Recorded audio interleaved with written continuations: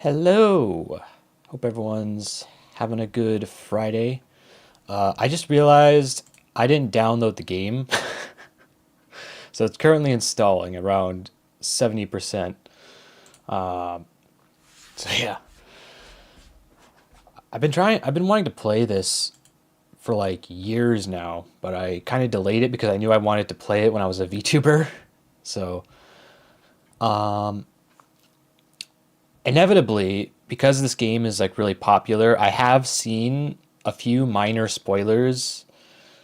Well, maybe one of them is like kind of a big spoiler, but like I don't know the full context of it or anything. So yeah. Hopefully it shouldn't ruin the experience very much. Hello, Starweight. Just waiting for the game to finish. It's like 94 now.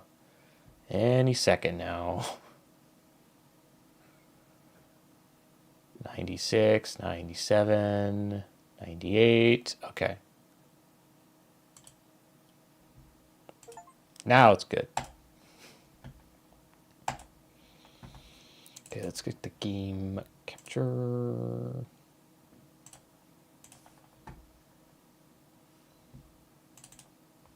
Hello, game. Are you gonna? Okay.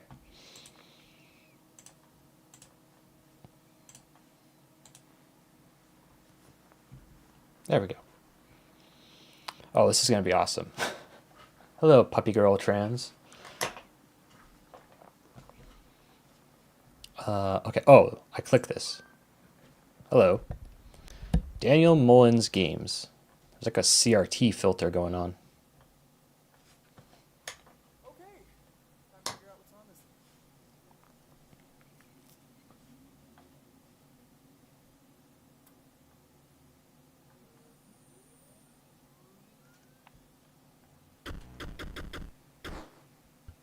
Press any button to start. Okay. I was not expecting this. Continue new game options. Oh. Even the menu is like playing a card game. Interesting. Dialogue, text speed, flicker effects, screen shake.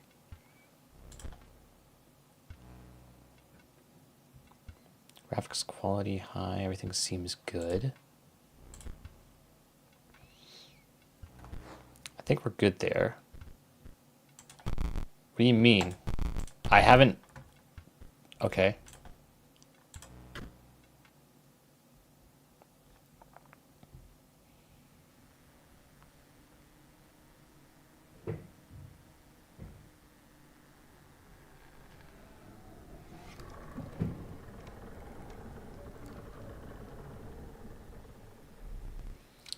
Another challenger. It has been ages. Perhaps you've forgotten how this game is played. Allow me to remind you. Play the squirrel card. How about I don't? You are lacking sacrifices for that creature. Oh. Okay. Now play your stoat. Oh, it has WASD controls. That's weird for this kind of game. Now play your stoat.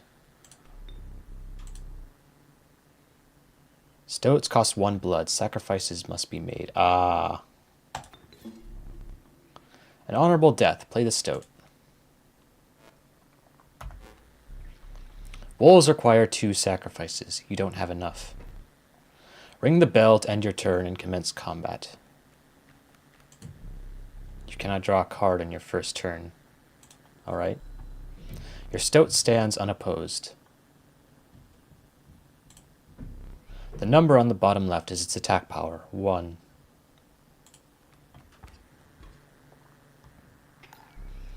Your stoat dealt me 1 damage. I added it to the scale. You win if you tip my side all the way down. Like this. My turn. Your stoat stands in the way of my coyote. My coyote dealt 2 damage to your stoat. That means your stoat's health is 2 less. If a creature's health reaches 0, it dies. It's your turn again. You may draw from your deck, or you may draw a squirrel. Oh. So squirrels are free. There's one more card here. How reckless of you. Yeah. I figured something like that would happen.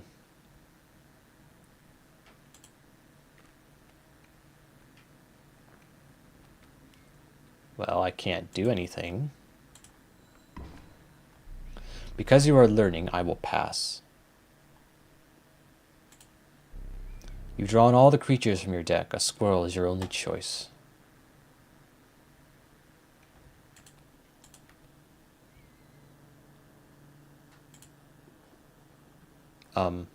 Oh, right, I have to do that.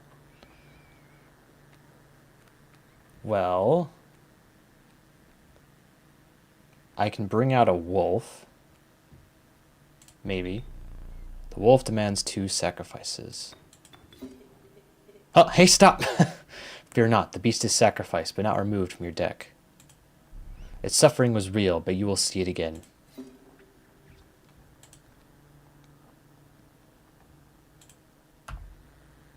I keep forgetting to do that. 3 damage dealt, 3 weights on the scale. Pass. Murderer! Squirrel.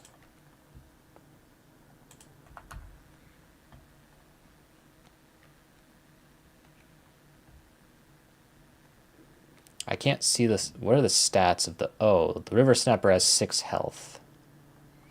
I won't pat. Wait. I will not sacrifice. Oh. Move on. You've won this match. They won't all be so easy. Let me recall your story. Oh, yes. You were lost deep in the forest. A single path revealed itself.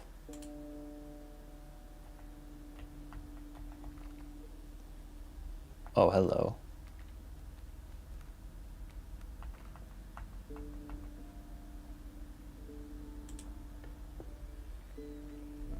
Two denizens of the forest approached you tentatively.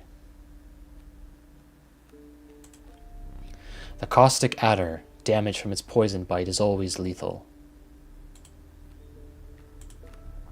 The undying cat, sacrificing the poor beast, does not kill it.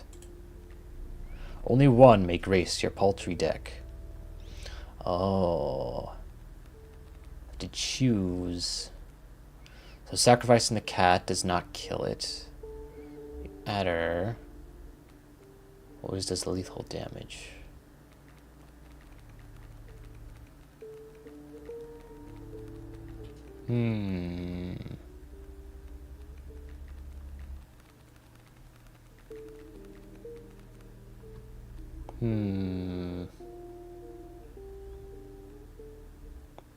Well, I don't know how good either of these actually are, so I guess I'll just go with this one. When a card bearing the sigil damages another creature, that creature perishes. Oh, I can...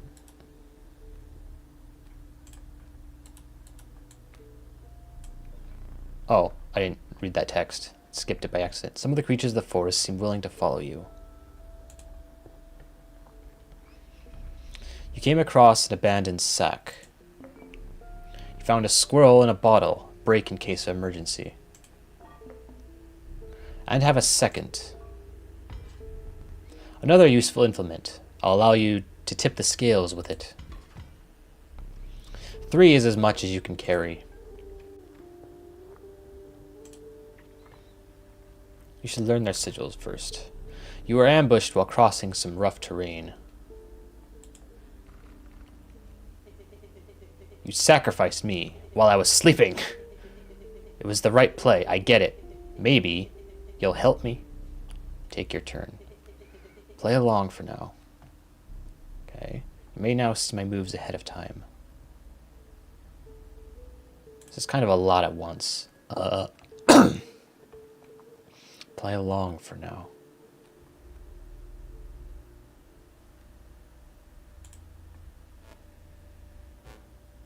Wolf cub. What is this? Pliers. To the user, you will place a weight on the scales. The pain is temporary. What does that mean?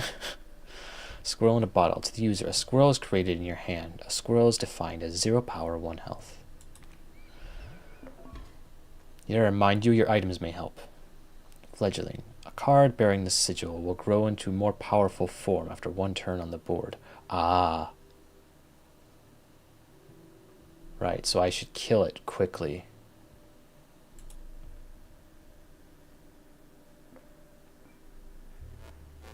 So I have a boulder with 5 health, but doesn't do anything.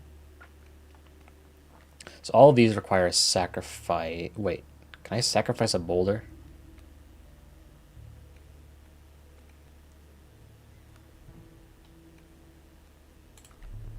You are lacking sacrifice festo, but you do have a squirrel. Okay, so you cannot sacrifice this. So just place the squirrel, I guess.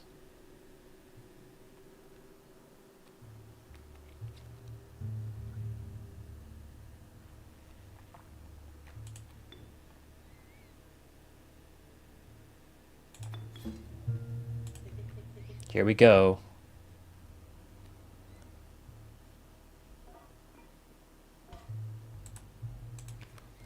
Mighty Leap. A card bearing the sigil will block an opposing creature bearing the airborne sigil.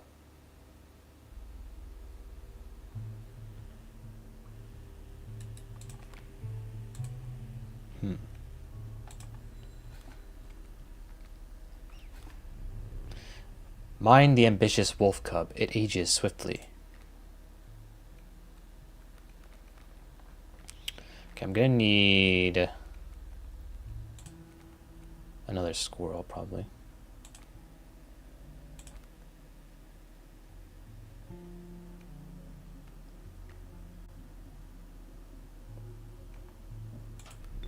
The river snapper demands 2 sacrifices.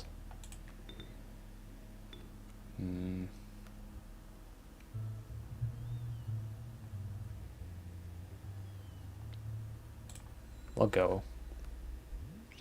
You know you can play more than 1 card per turn, right? The airborne bat flies over creatures to attack directly.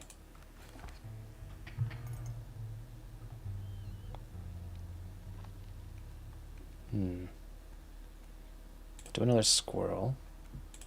Play this one. Then we will...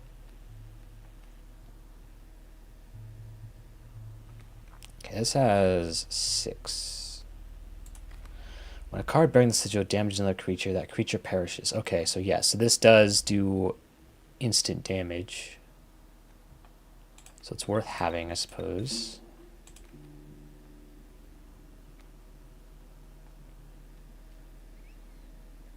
I suppose I should have moved it there. I keep forgetting, like, the placement matters because it attacks the card directly in front. Airborne. A card bearing the sigil will strike an opponent directly, even if there's a creature opposing it.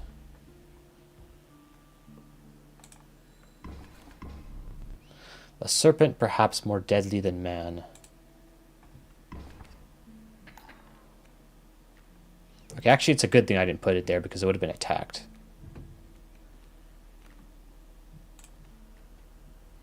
Wolf.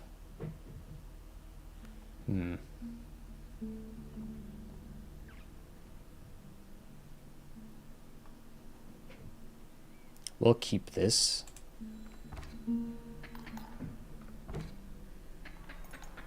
Okay. You've lost. Using this as a learning opportunity may be the only way to mitigate my disappointment. Get up. Get up from the table. Fetch me the candlestick from atop the barrel beside the door. Wait, what? Oh.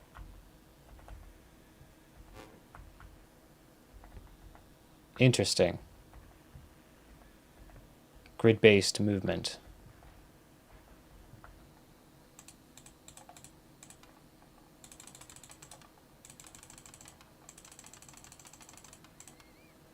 3 hands. Interesting. Oh, right. 1 is probably seconds. Presume the really long one.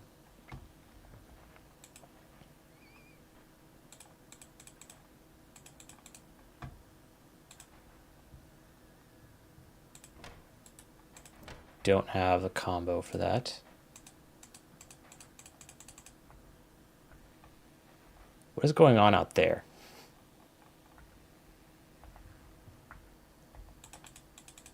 Hello, sir.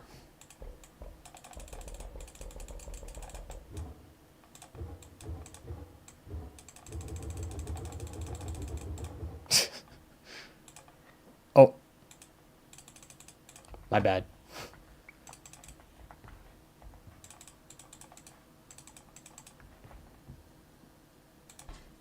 Oh.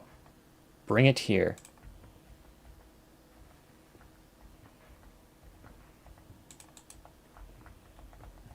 Okay. Oh. I don't know why, but I saw the title and thought, the fuck you mean a little spoiled? Now sit back down. Well, I was spoiled because, like, this game is obviously really popular, so I've seen, like, some bits of fan art and some screenshots and clips and stuff occasionally. So I've seen a little bit of this game. Let me explain something to you. I've had, like, some minor visual spoilers and stuff.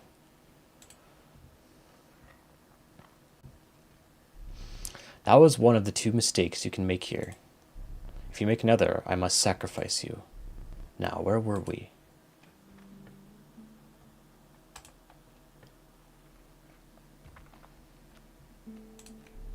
The young wolf cub, it grows into a wolf after a single turn. The meek sparrow, an inexpensive, if feeble, flying creature. So then requires 1 sacrifice instead of 2, but then it has to wait a turn. I think the sparrow might be more useful, though.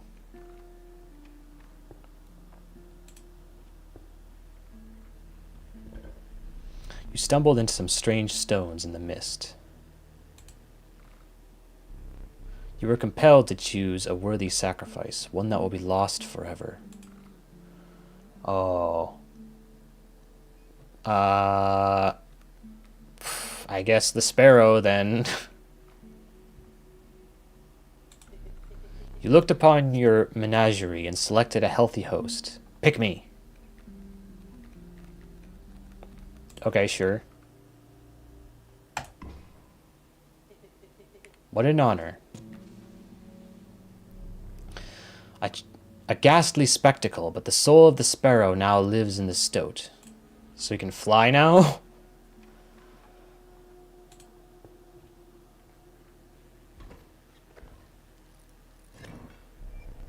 Behold my totem. It inscribes my canine cards with an airborne sigil. He's completely insane. You see that, right? No care for the rules. Pathetic, really. Enough. Only keeps me around to watch me suffer.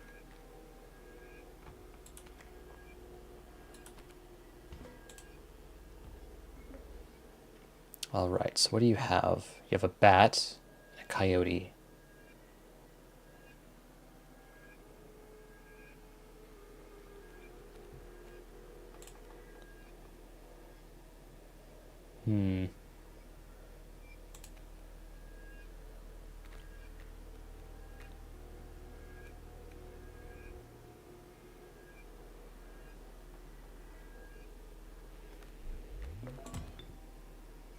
Have you forgotten the items I gave you? Okay, fine. We'll use a frickin'... Ow. A well-earned point of damage. I didn't think you would really do it.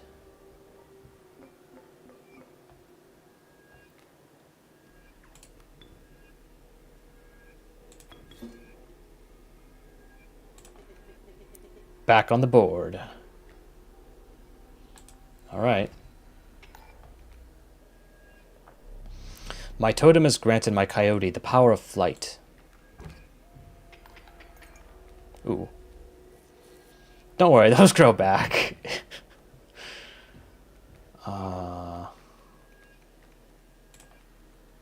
Squirrel.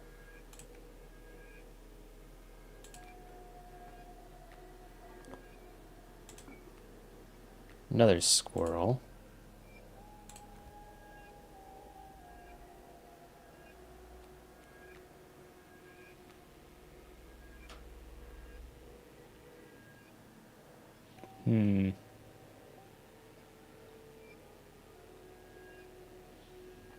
We'll do a wolf.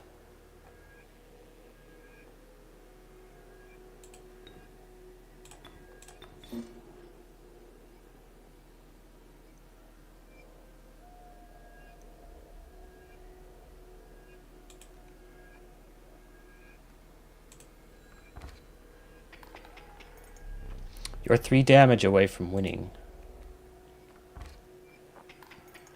Ooh. You should calculate the damage so you can win easily and counter them. I'm still not like 100% on how the rules work. Like,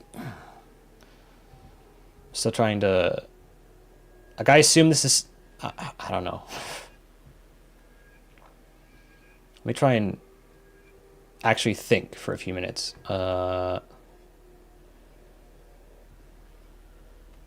like how much?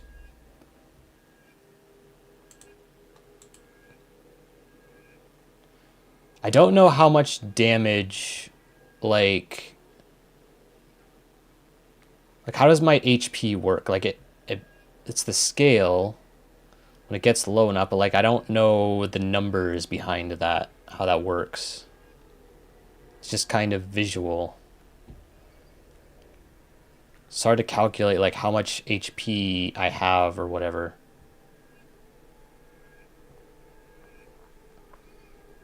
Anyway, so it does 2 damage.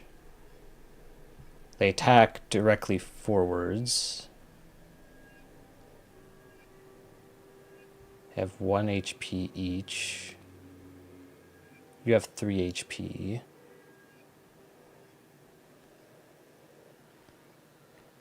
So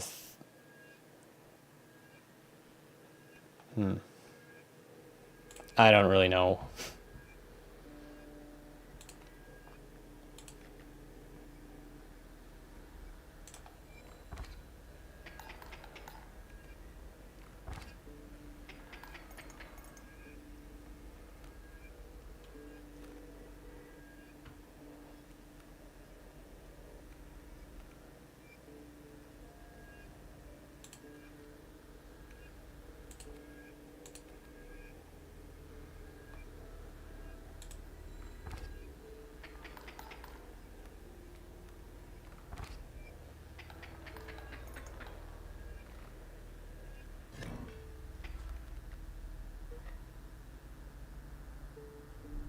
Alas, it is time for you to perish. Well,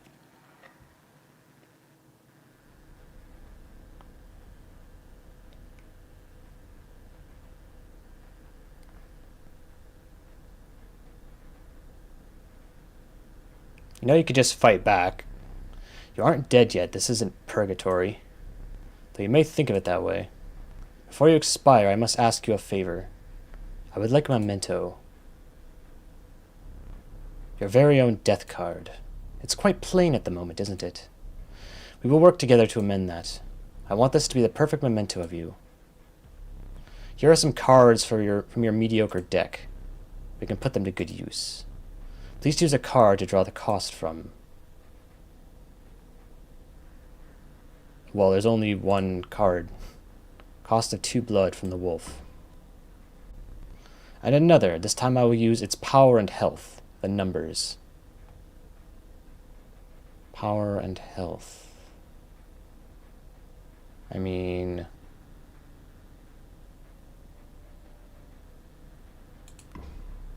Three power and 2 health from the wolf. Now choose a card from which we will extract the sigil. I only have this one. I never did ask for your name. Why is it... Okay. There is now but one final matter, the portrait. Are you ready? You do not need to smile.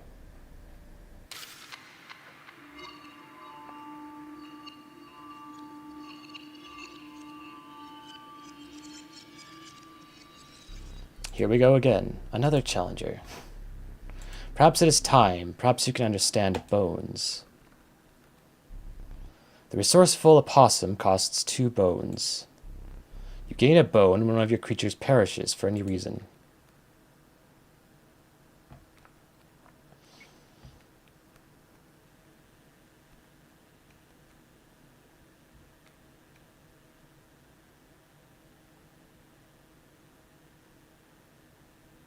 I didn't process that. What?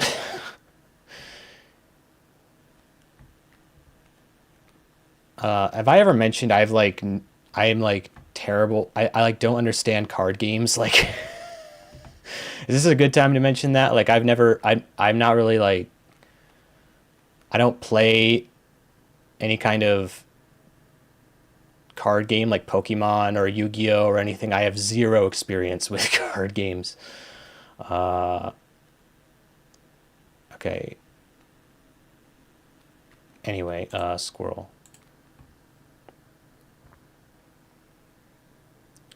Rattler. Possum. You are lacking the bones for that creature.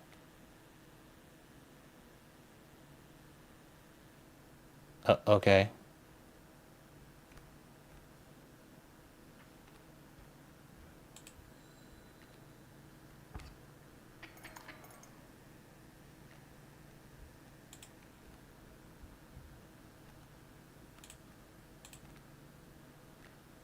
Possum, wolf.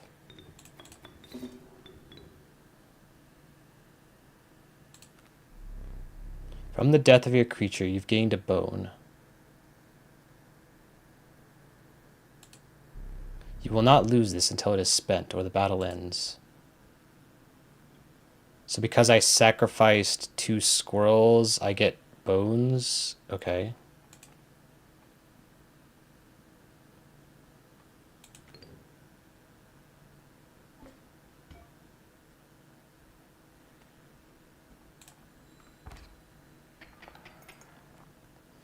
So I guess the number is the thing at the top of the scale. The thing I really need to pay attention to. So I'm 3 away from death.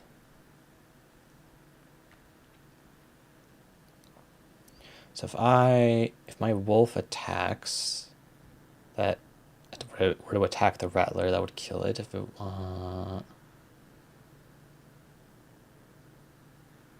okay, I need something to block this damage.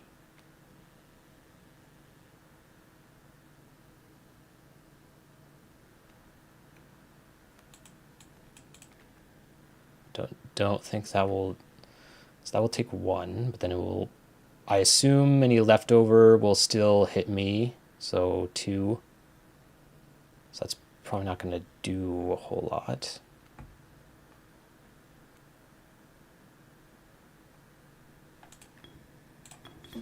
So I guess put him.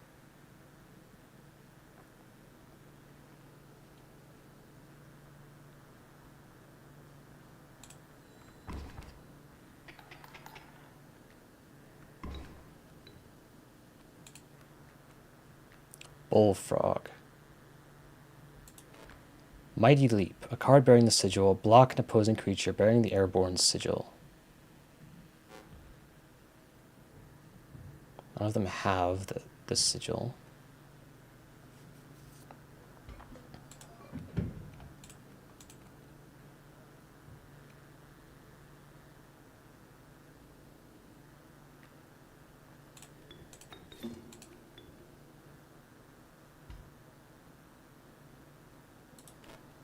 To the user, you will place a weight on the scales. The pain is temporary.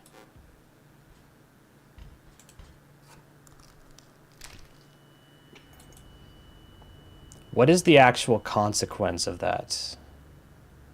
Besides the fact that I can't use it again. I guess.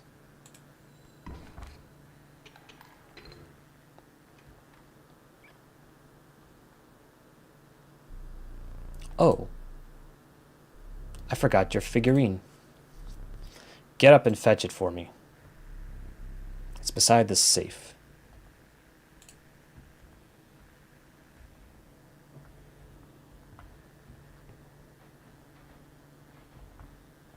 Oh.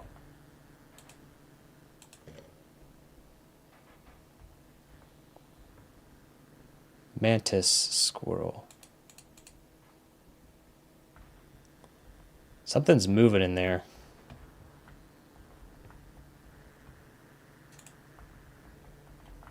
What time does this clock say?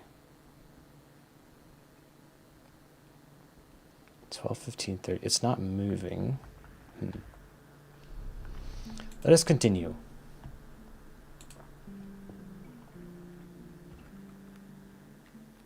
Aren't you a magician, bro? Well, card tricks are a bit different from playing trading card games. The meager coyote, but what did you expect for only 4 bones? The nefarious rattler, a brittle creature, once past its monstrous fangs. The unkillable cockroach, it returns to your hand after dying. Unkillable, when a card brings to a copy of it is created in your hand. Oh, I didn't realize I could do this. Okay. Sharp quills. Once a card bearing the sigil is struck, the striker is then dealt a single damage point. Hefty. At the end of the owner's turn, a card bearing the sigil will move in the direction inscribed in the sigil. Creatures in the way will be pushed in the same direction.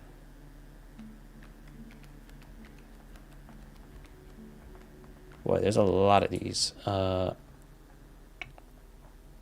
Coyote. So 1 attack, 1 HP, but it's unkillable.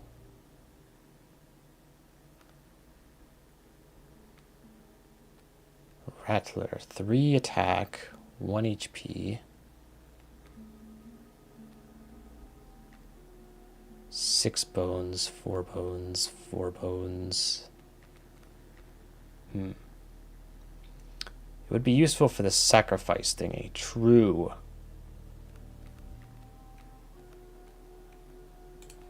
We'll go with cockroach. It's hard to know how to make these decisions. I don't know how good the cards are yet. You know, you're free to get up again. Keep your blood flowing. I am no tyrant. You may stand whenever the map is unrolled.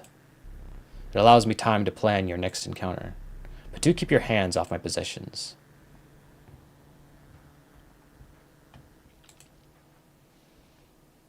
I am curious, like, how many... So obviously there's some puzzles to solve in here.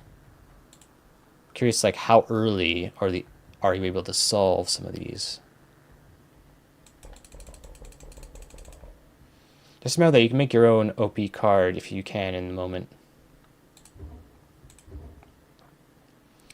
Why am I able to turn these off?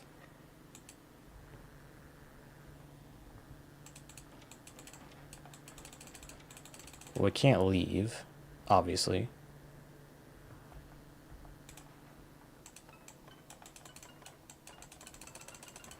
I'm able to touch it, but not do anything with it.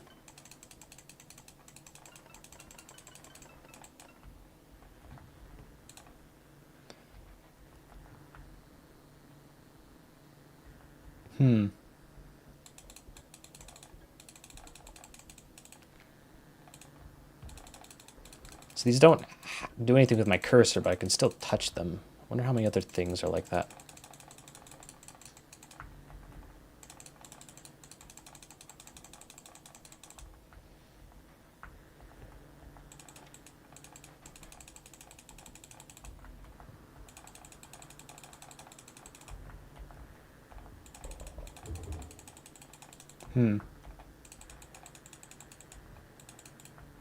Anyway. The code for the safe is obvious, by the way. Is it? 0, 0, 0. 64, 5, 6, 7, 8.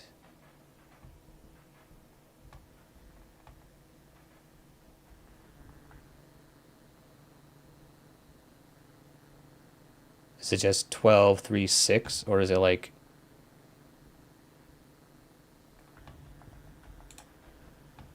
Oh, we can't do 12 on the air because... Book? Well, I prefer if you didn't tell me. Oh, 273. Okay.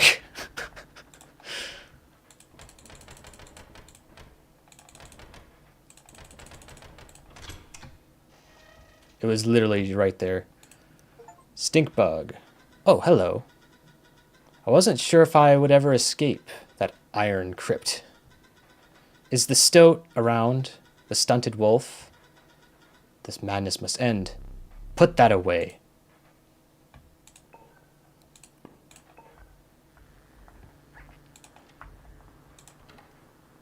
So I can open this. Oh.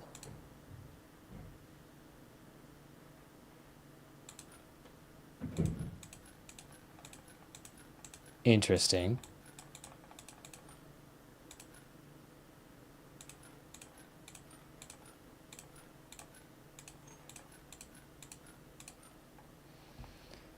Zero out of 5. What does...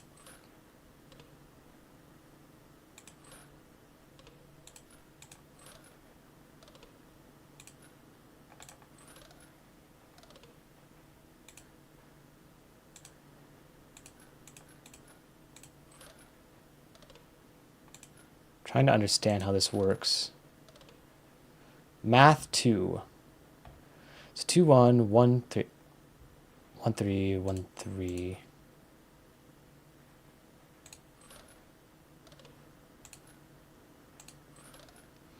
Why does that 4 out of 5?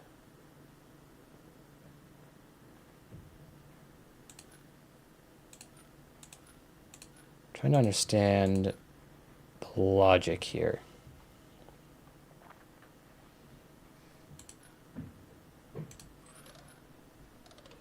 That's also 4 out of 5.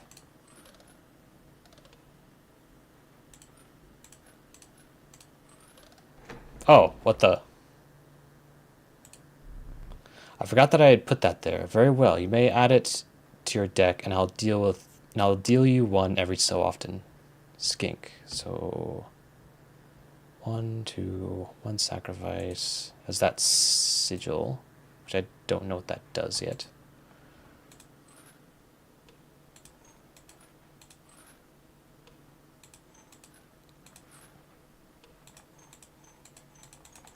Okay, this is trapped.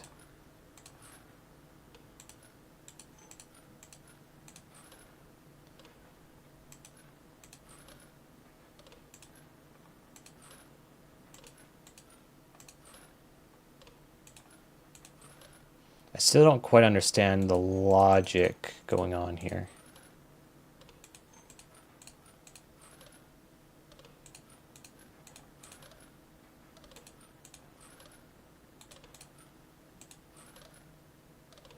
I feel like it has something to do with the sigils. Is it like the amount of damage that I'm doing? It's like this is 1, hang on.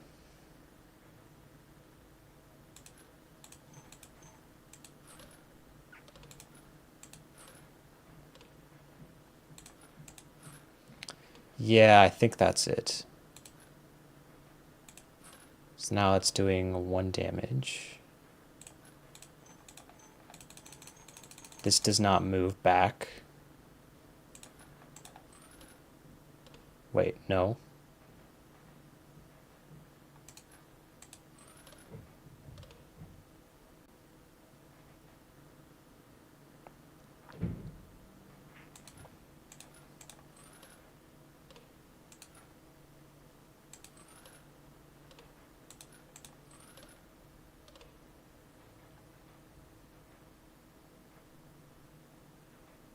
I'm not processing what's going on.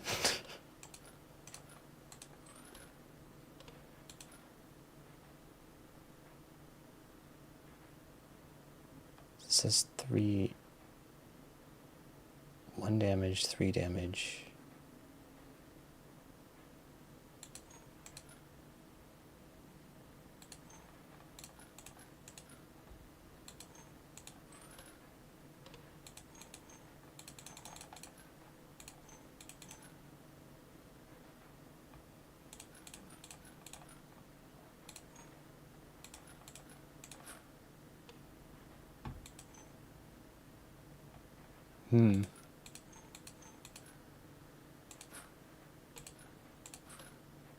Okay, yeah, it seems to be the damage. So that's just 4 damage.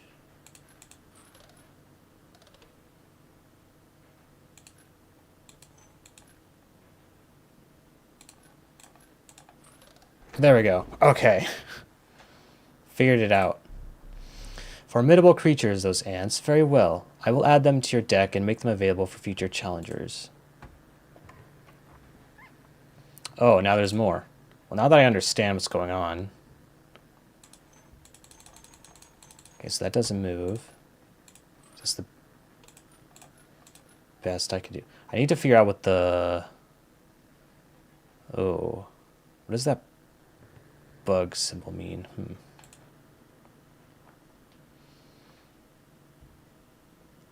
going to have to understand what these sigils do.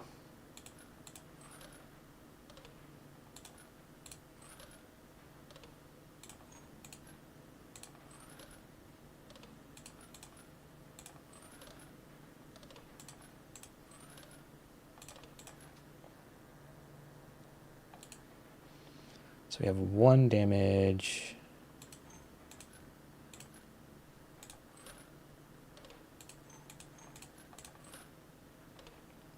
And 2.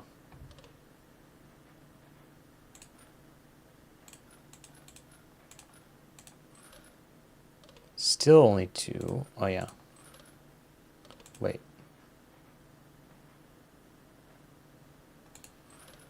So why is this only 2? It must have something to do with the sigils.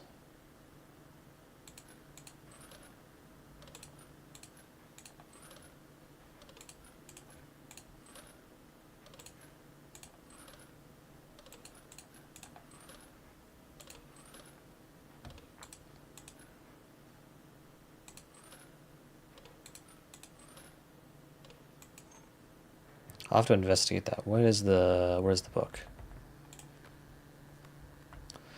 Bifurcated strike. A card bearing this sigil will strike each opposing space to the left and right of the space across from it.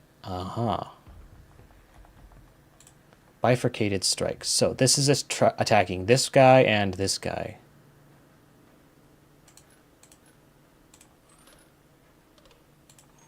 Okay. So this guy is attacking this guy and this guy. Aha. Okay, what does that other sigil do?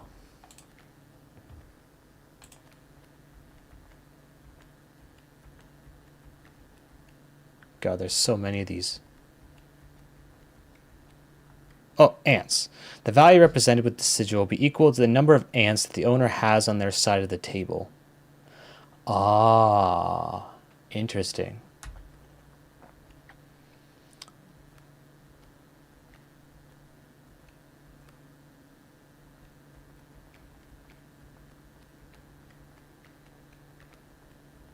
Excuse me, can you go back to the sigils?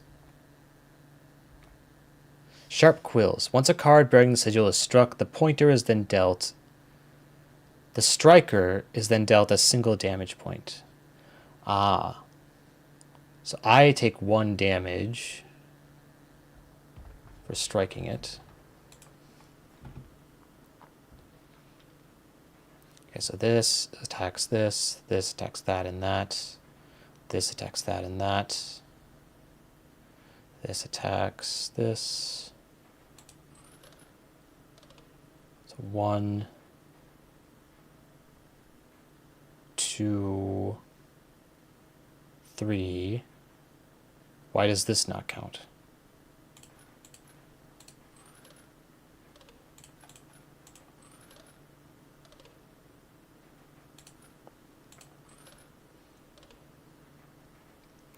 So why does this only count as 2? So we do 1 damage.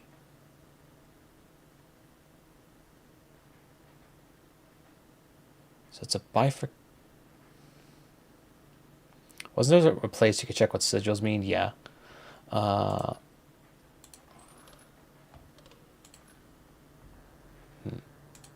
me go back to this one. So we have ants. How many ants do we have on this side of the board? We have 1, 2, 3, 4.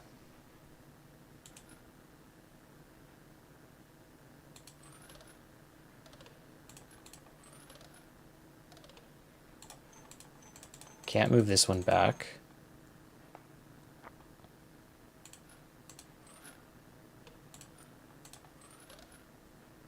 Interesting how that happens. Aha. Right, we have to do damage.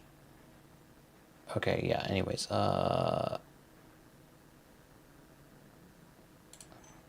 So if we move that back, it gives us 3.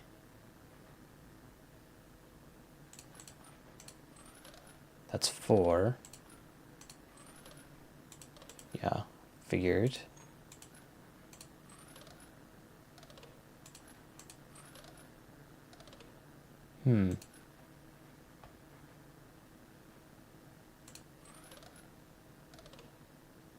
Why does that not give us extra? I need to check what that sigil is.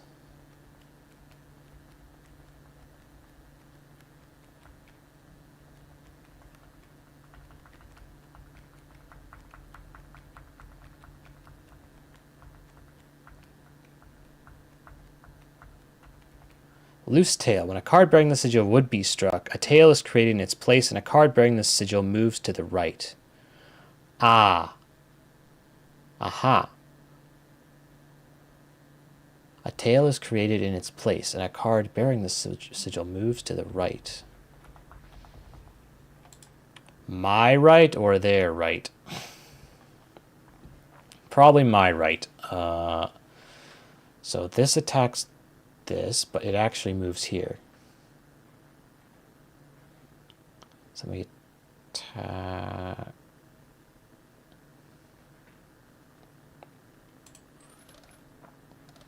So that's why. Okay.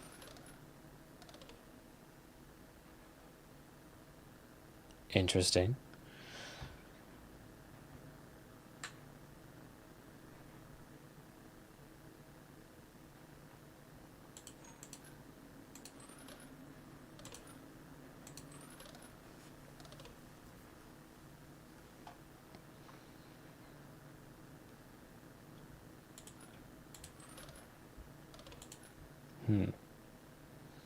So we do 4, because we have 4 ants here, so its attack is 4.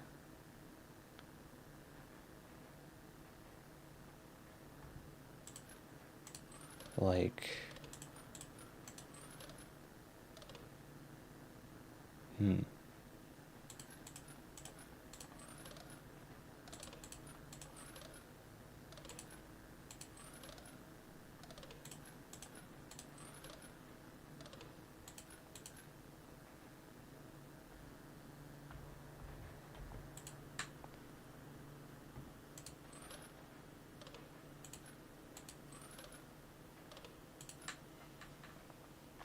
So this one, it attacks this, but then this moves to the right.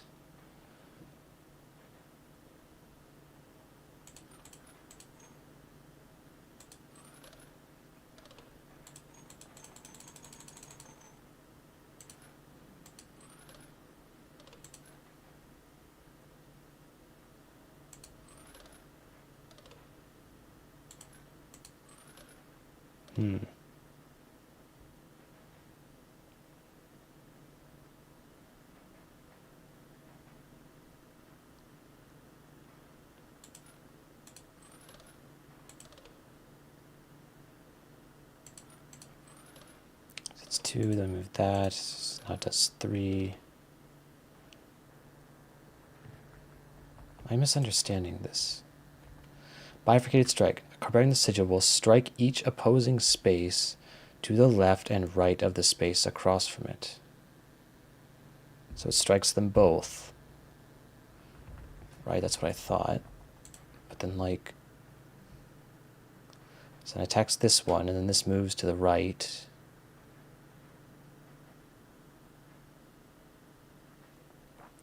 So this attacks one space. And this attacks this space. It doesn't attack front, just left and right. Yeah, I figured. So this attacks forwards. This attacks left and then right. But then this one moves right. And then this one attacks this one and this one. So 1, 2, 3.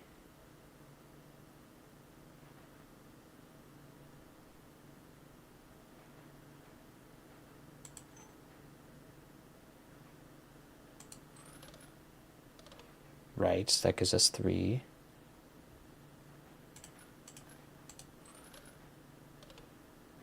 But then why is this 2? I suppose because it's being attacked from this direction and then this direction.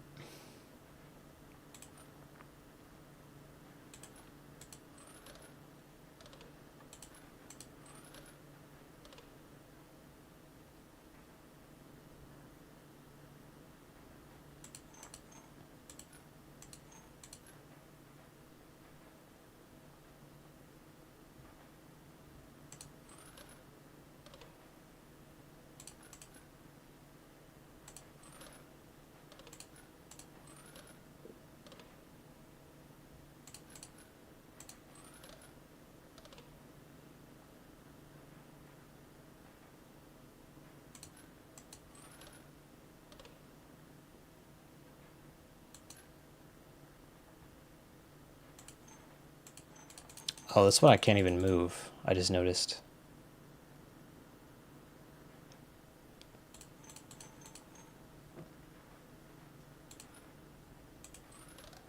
Wait, what?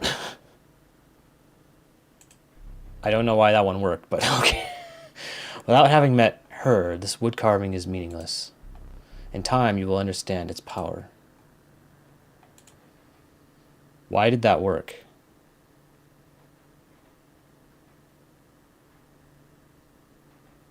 So this attacks this. Am I misunderstanding that?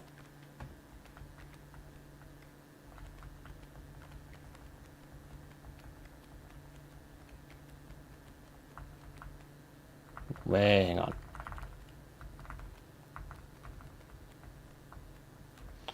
Once a card bearing the sigil is struck, the striker is then dealt a single point of damage. The striker, that would be me, though.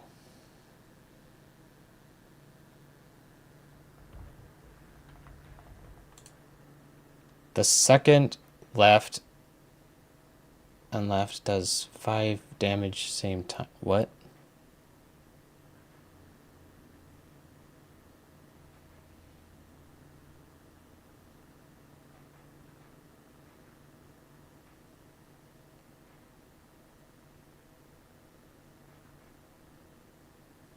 Why does...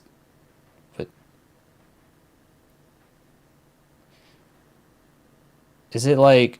Is it just 5 damage total? Like, does it is it including damage that I take as well? Not just damage to the other side?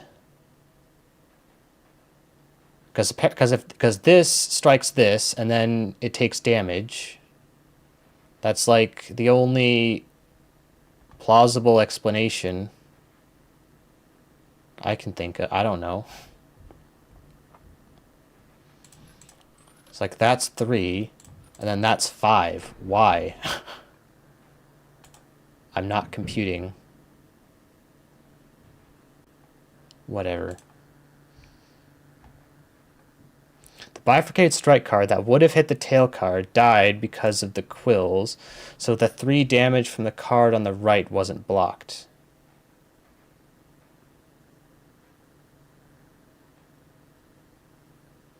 The bifurcated strike card that would have hit the tail card died because of the quills, so the 3 damage... Why would... What? So, like... So it hits this, it dies. Therefore, it doesn't hit the tail, but then why would hitting the tail... Since the tail card didn't get hit, it didn't move to the right. Oh...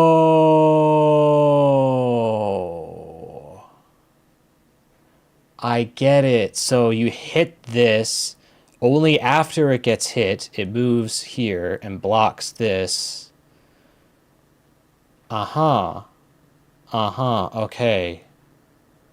That makes sense. I see now.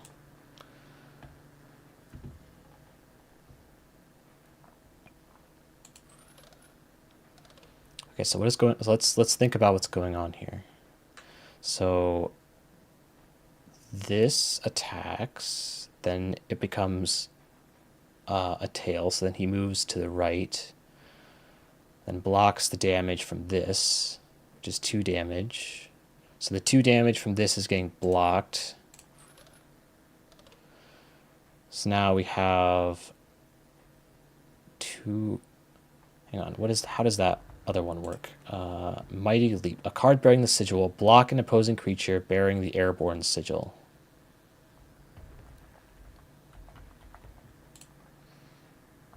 Wait, wrong one. Okay, so this one has the sigil, so it's blocking, so it's still blocking the attack. So we have 3 damage.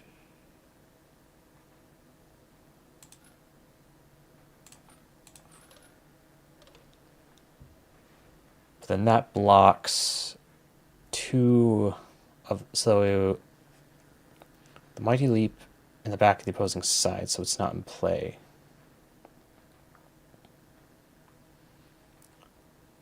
Right, oh, okay. So it doesn't block it from back here. Okay, I see. Never mind then. So the full damage from this is being dealt. So it's doing 2 damage, and this is... Why is it only doing 1 damage, though? Because we have 4. I suppose because these aren't in play. Oh, okay. There we go. Curious. I didn't quite see what I picked up. But we got all the puzzles. Finally. Anyways... A rock may get you out of a hard place. A gust from this may lift your creatures into the air, if only for a turn. Choose one.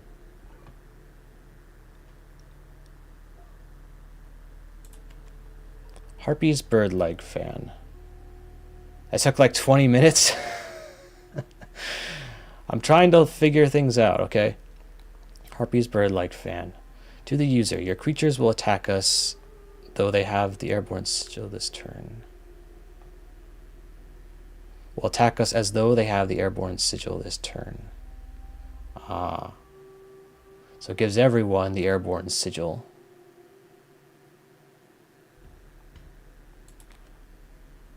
Press a weight on the scales, pain is temporary. Boulders created in your hand. A boulder is defined as 0 power, 5 health. This is good for defense.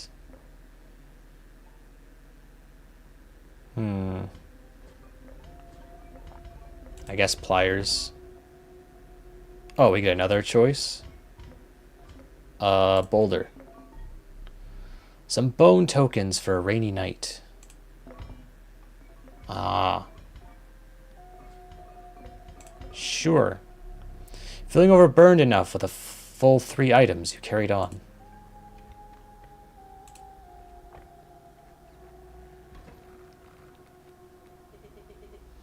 You again. Indeed, our friend freed me.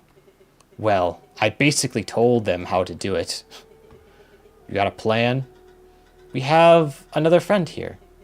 You've got to be... I wouldn't call him a friend, but I suppose we are in deep this time.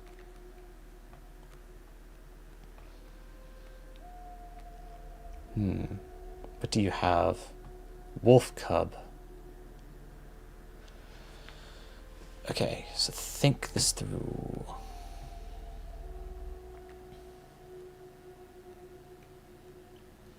Stink bug. You don't require... Wait, no, you require 2 bones, I see. The creature opposing a card bearing the sigil loses 1 power. Stinky.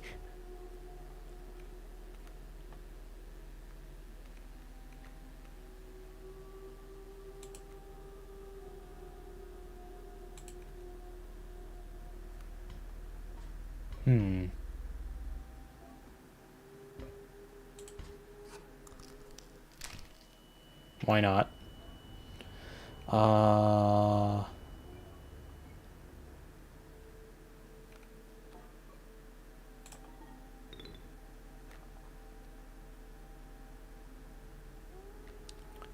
We won't put him out quite yet.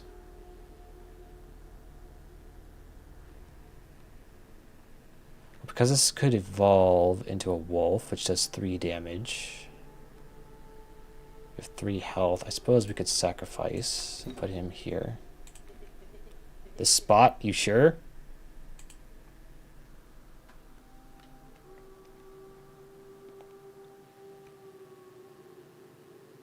Worker ant.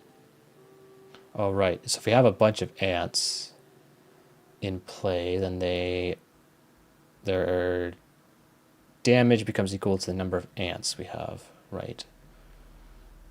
We won't worry about that right now.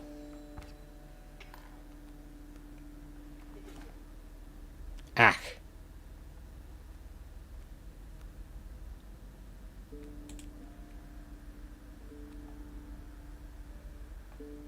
What is this? Alpha. Leader. Creatures adjacent to a card bearing the sigil gain 1 power. Ah.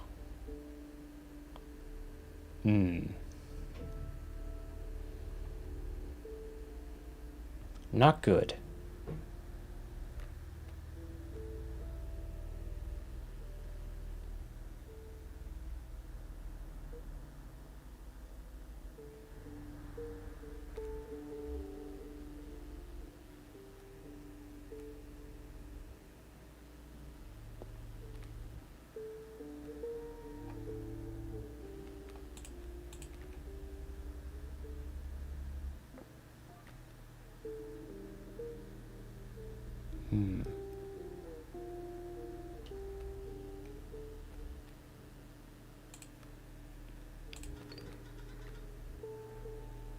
Back in the game.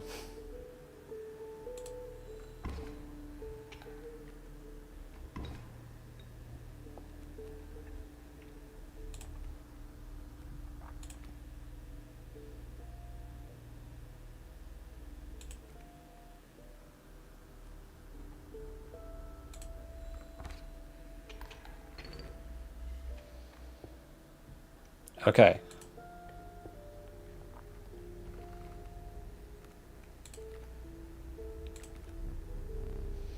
The watchful bullfrog. It leaps in the way of attacking flyers. Well, there's my card. A nascent raven. It is no less conniving in its incubation. Raven egg. So presumably it becomes a raven after 1 turn. Fledgling, yeah.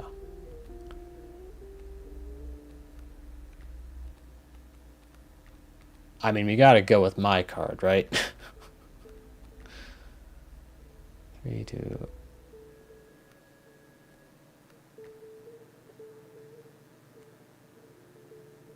I don't know how good a raven is. How strong are they? I don't know. We'll go with bullfrog.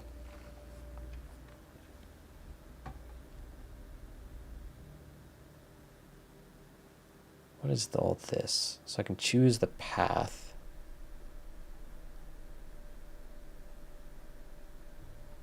I don't know what these mean, so we'll go this way. You came across a small group of survivors. Faces shrunken from starvation, they huddled around a campfire. They looked upon your group of creatures and beckoned. Come, warm one of your creatures by the fire, one said. Warm it by the fire, that will enhance its power, said another. You noticed one of the survivors wiping drool from their mouth.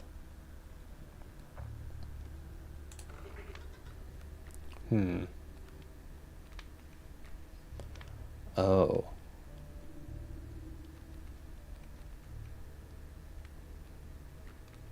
Opossum?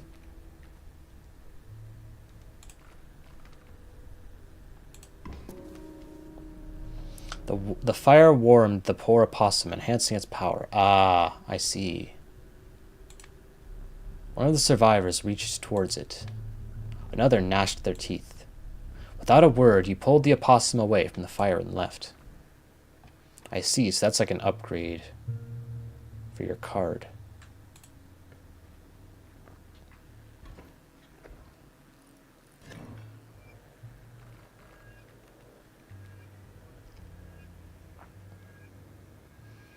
Okay, so yeah, he's giving everything this sigil. So 1 attack, 2 attack. So that would do 3 damage to me.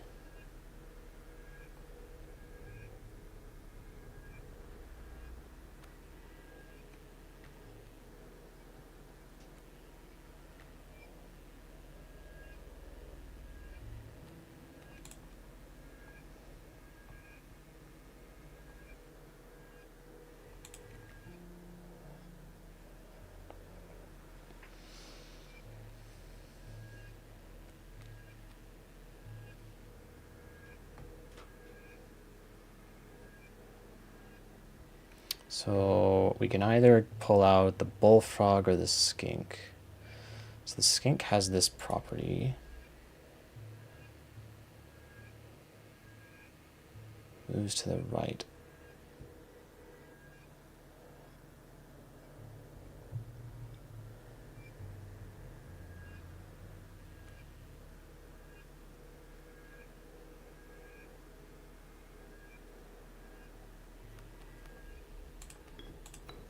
So we can do that.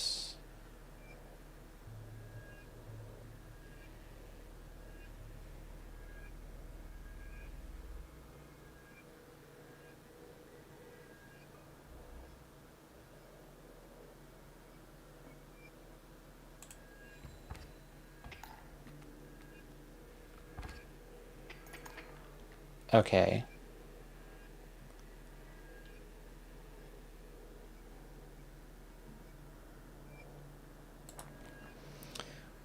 Once Picard bearing the sigil struck, the strikers then dealt a single point of damage. So I do not want to attack that right now. Exactly.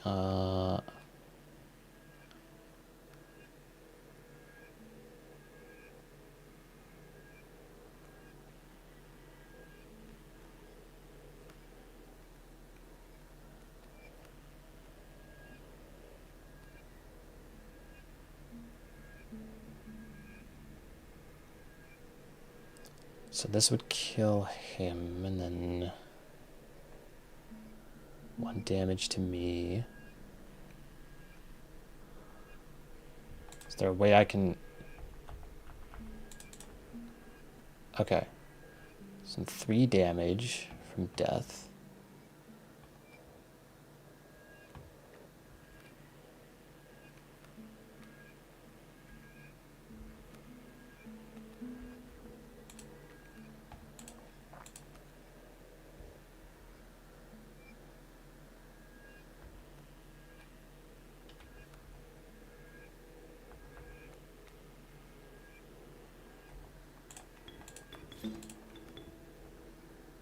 Something like that.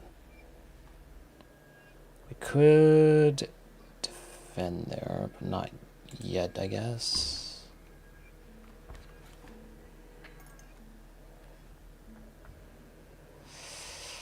Maybe I do want to pull out the boulder. So we have... Don't get ahead of yourself. You need to draw a card first. Worker ant.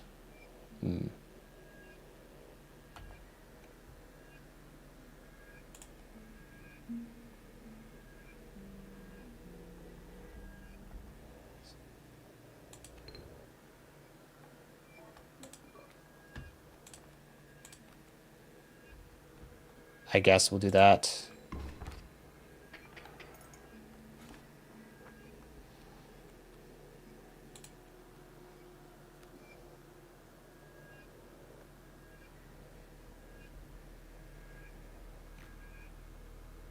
I guess just continue.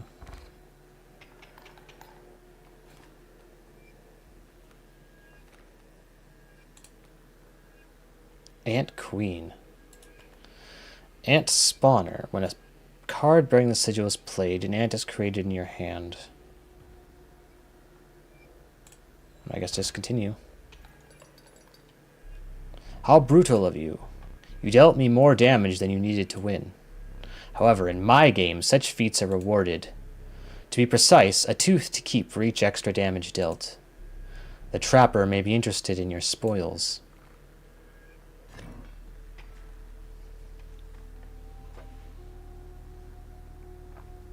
What is this symbol? So if I go here, I can get an upgrade. If I go here, I guess this would give me an item from the bag, or maybe multiple items from the bag. I'm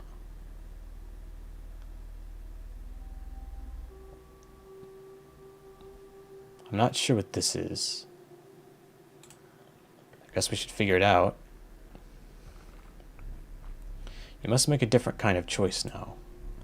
Choose not a specific beast, but decide the cost that you wish to pay. Ah.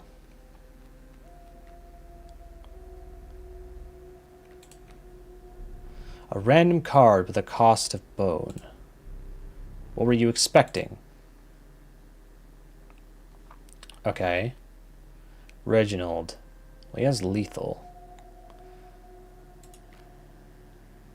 Touch of Death. When a card burns through, yeah. That creature perishes. And he has 3 health, so I guess that's pretty good.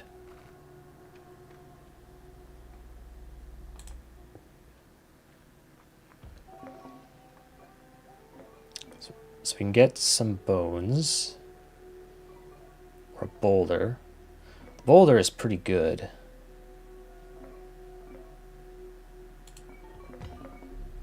Its bleeding yields 3 blood, if you can ignore the bleeding. Black Goat. 0 attack, 1 health. Its bleeding yields 3 blood. Not 100% sure what that means. Does that mean, like, when it dies, I can... Is it like... So it costs 1 blood to sacrifice, but if it... But, like, if I sacrifice it, it counts as, like, 3 blood, I suppose? We'll grab this. If you deem it necessary, you may cut up one of my cards with these. Oh.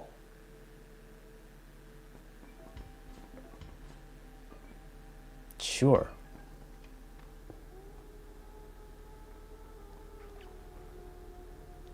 So this would... Oh, this one. So strange. Why can't I remember his name? I believe I lost some of my memory. In the flash. In the flash. So you have a boulder there, a coyote, and a porcupine.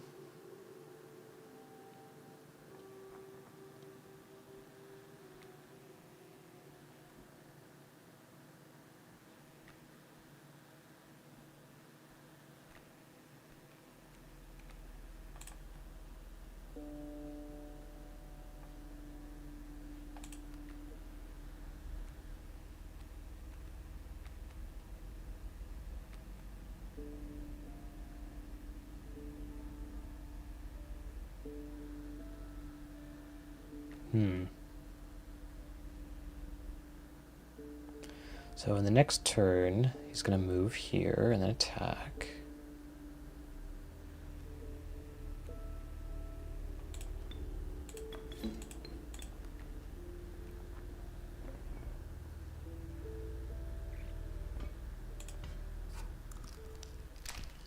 We'll do this.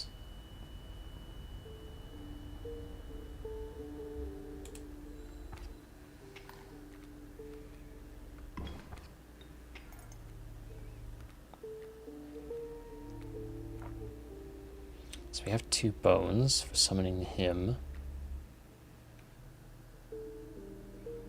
That's 1 damage, 3 damage. How do I... Okay. So we have an advantage of 1. So 1, 2, 3. 3 damage pushed back there.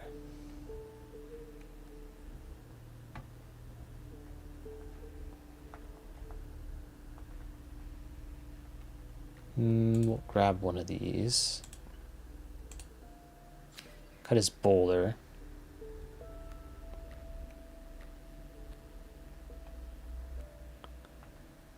Put a stink bug here to reduce his damage.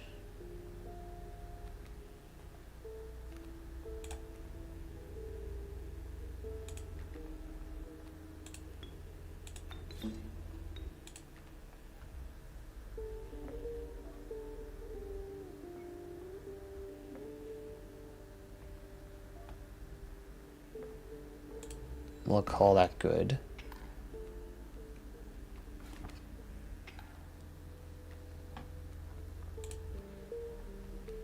Worker ant. That doesn't help.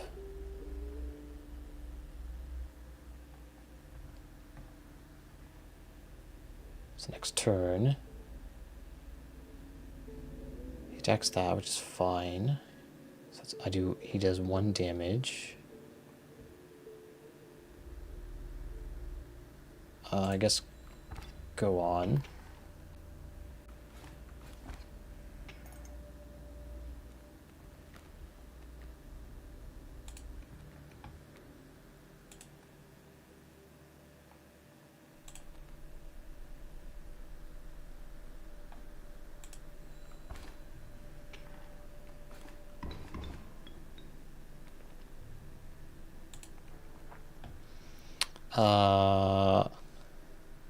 Letting your opponent boulders stay can be a good strategy since they don't do damage and occupy a slot that will likely be taken up by more dangerous cards soon after. True.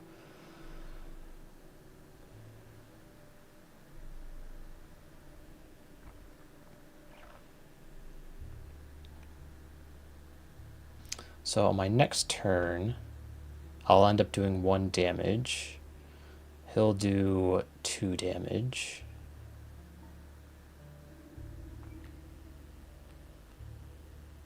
Unless I block.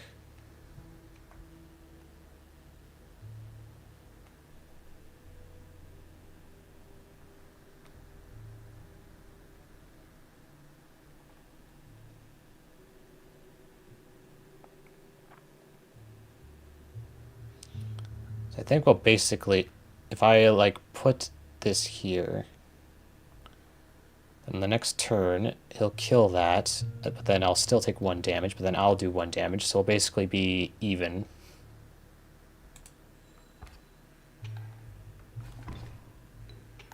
Yeah.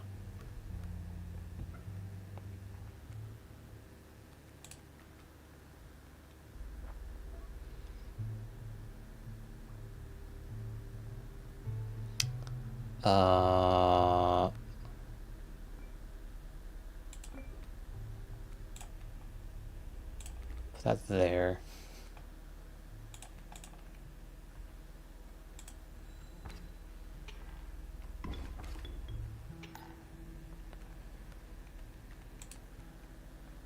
Skink.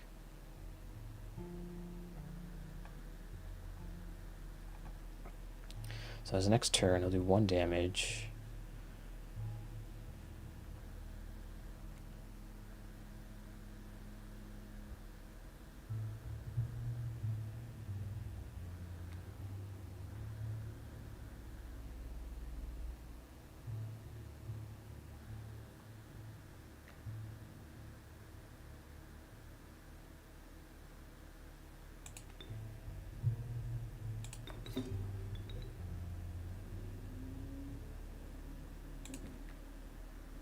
I don't know if that helps. Okay, there we go.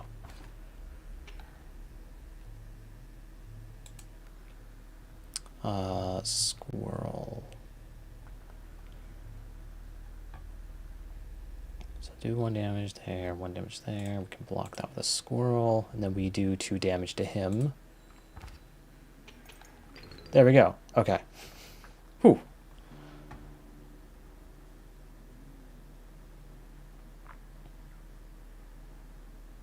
Okay, so now, so this gives me a random card with the this gives me a card with a random cost, and this gives me something else again. What is this? Okay, yeah, it just lets me choose cards directly. The Proud Wolf, a vicious contender. Pernicious Vulture, a tyrant of the skies. Casey. So he has 2 sigils. Bifurcated strike. Card bearing the sigil will strike each opposing space to the left and right of the space across it. That's pretty good. It's only 1 damage each, but that's still pretty good. Vulture, 3 health. Oh, but 8 bones. Wolf, though.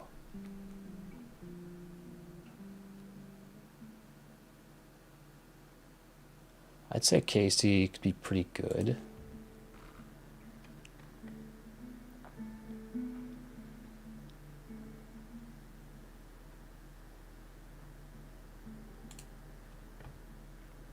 Go over some items.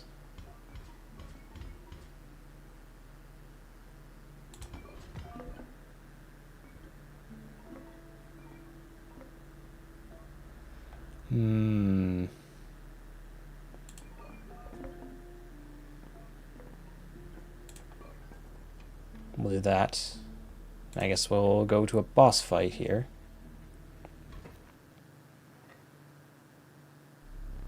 My boss battles are high-stakes tests of your aptitude. With 1 flame, you will either overcome them or die. Fear not. I will let you keep the smoke. The smoke? What? The trees seemed to close around you, and a chill mist descended. In the distance, you could hear the clinking of metal on stone. A hobbled figure stood in your path.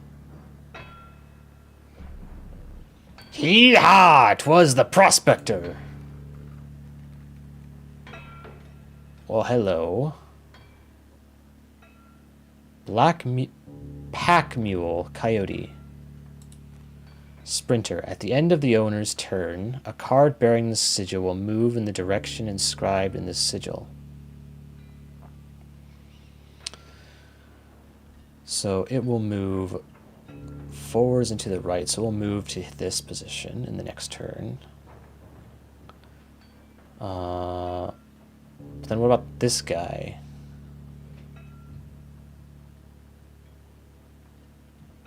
Is he not gonna... How is that gonna work? So you have a boulder here. The smoke. Bone King. When a card bearing the sigil dies, 4 bones are awarded instead of 1.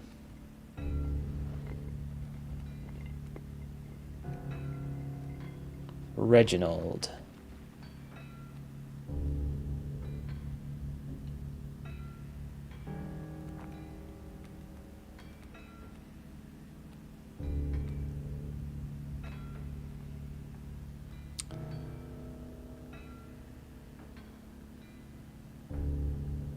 Pack Mule. This doesn't do damage, but it does have 5 health, so it's basically just a defense option. So we'll go here.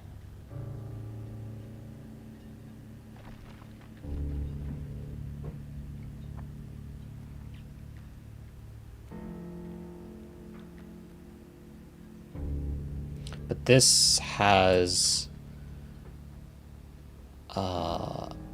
this touch of death, so it will kill the mule instantly. But I need bones first.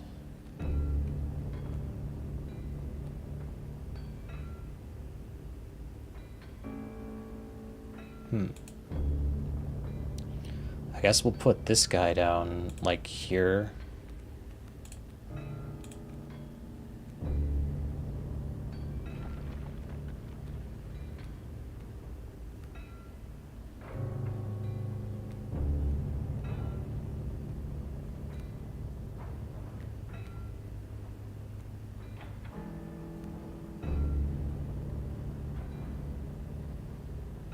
I don't know, intern. So many bones. Okay. Why didn't he... It only moved forwards, but now its direction is different. I don't understand how that... I don't understand how this works.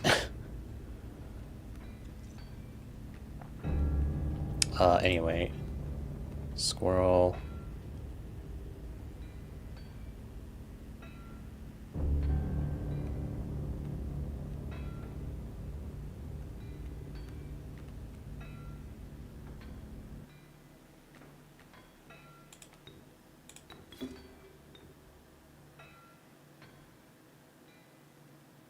Take its 2 damage.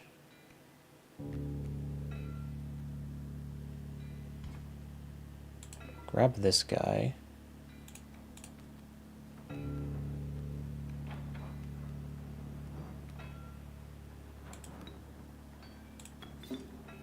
Put the skink there.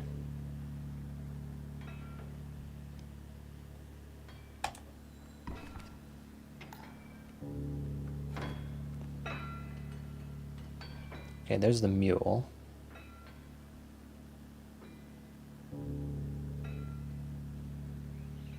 It was blocked by the coyote. Yeah, I figured, I guess. Did it delete that coyote?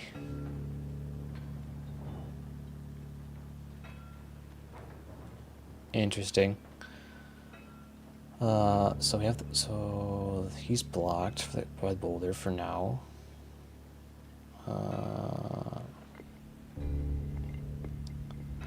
So I have 3 bones. I have enough to summon him, but I don't know. That mule has something underneath them. Yeah. I see that, but I don't know what to do about that. Cockroach. Oh. When a card bearing the sigil perishes, a copy of it is created in your hand.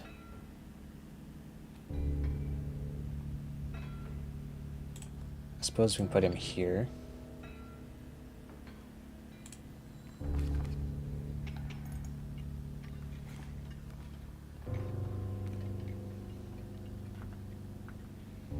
So we're already pretty close.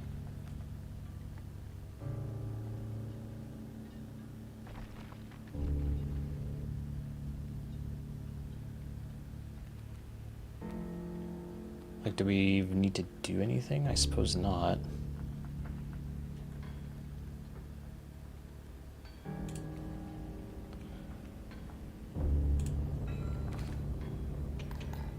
Yeah. I hope you didn't think it would be that easy. Yeah, I figured that would happen. There's gold in them cards. Were you as unfaltering as the cockroach? Oh. Hello, what the? Gold! I've struck gold! What is up with this? Okay, so they have 2 hearts, but they don't attack. Bloodhound. When an opposing creature is placed opposite to an empty space, a card bearing this sigil will move to that empty space.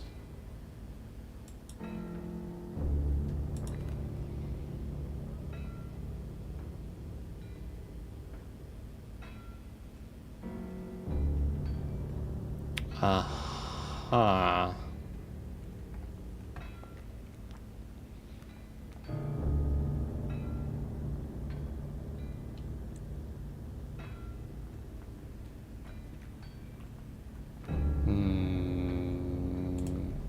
I won't allow you to play a card before you draw a new one. Oh, I didn't realize I didn't draw one. You're out of space. There's no room for that oh, what the... Well, how does this work? What the fuck?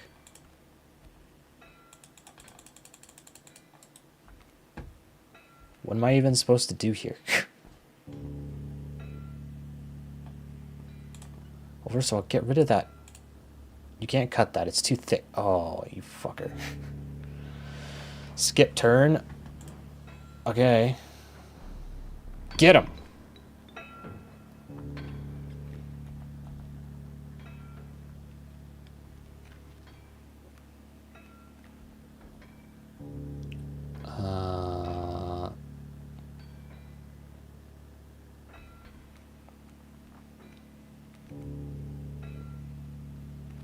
I don't want... Wait, how much does Reginald have? He has 3 health.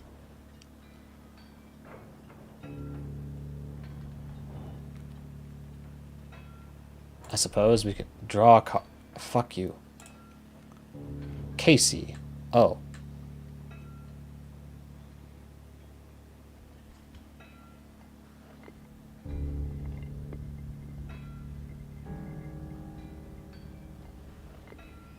That doesn't help too much.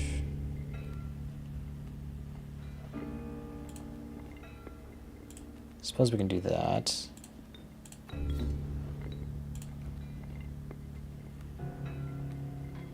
Cockroach.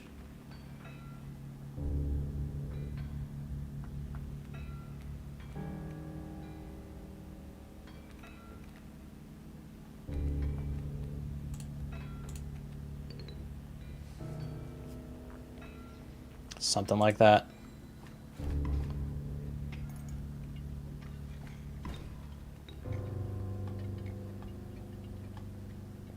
Adder. Oh. That's bad.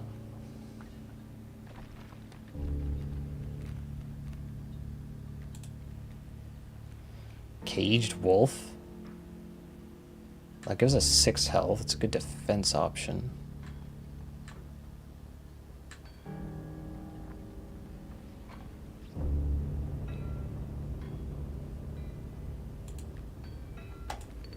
We can put him there, I suppose.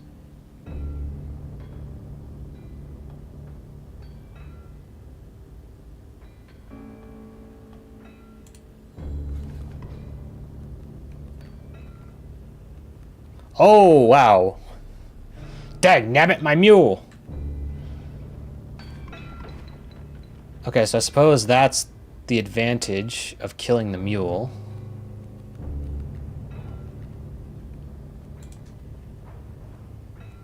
Now we have all this. Okay. Bat, river snapper, warren. Rabbit hole. When a card bearing this sigil is played, a rabbit is created in your hand. A rabbit is defined as 0 power, 1 health. Why would I want a rabbit?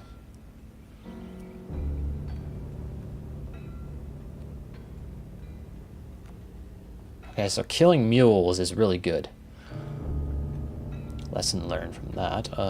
So this will, so on the next turn he'll do 3 damage to me.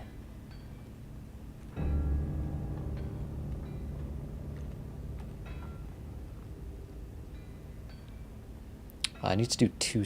I would have to do 2 sacrifices. Well, I have 2 squirrels.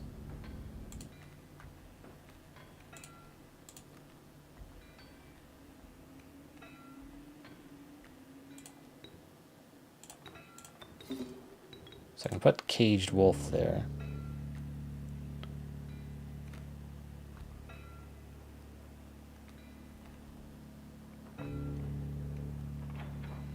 Yeah, it's a good thing I didn't put it there, because then that would just waste it.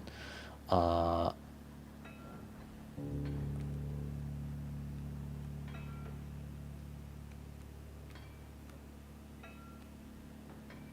he'll do 1 damage to me now. Then I do 1 damage to him.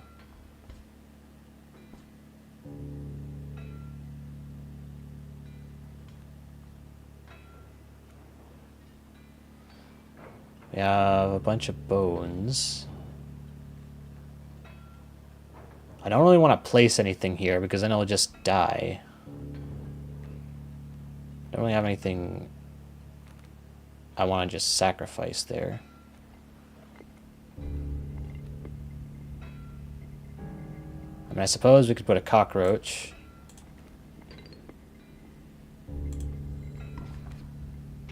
Oh, right, because it kills it, okay. Right, yeah, I forgot I attack first, okay.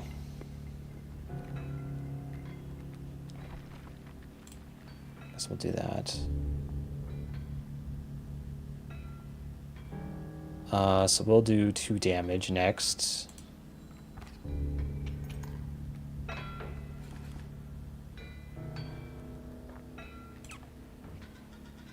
That caged wolf, he hid that for a reason.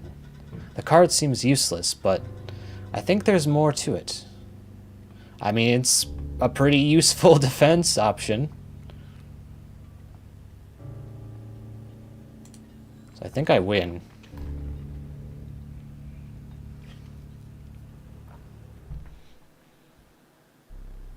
Allow me to light your candles once more. I won't be killing you quite yet. Phew. You're the first in a while to overcome a boss. As a reward, you are granted an opportunity to select a rare card. Choose carefully.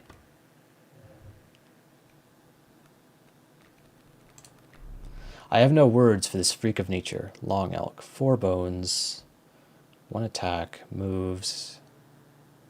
It has touch of death and 2 health.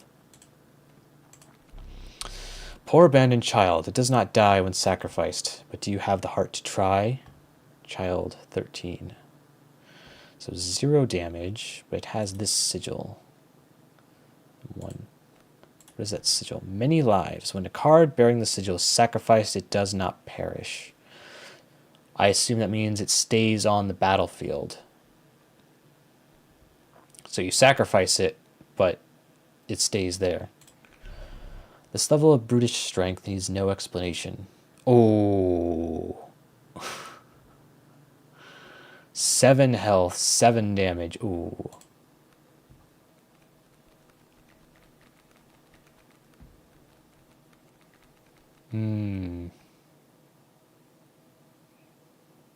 Obviously this.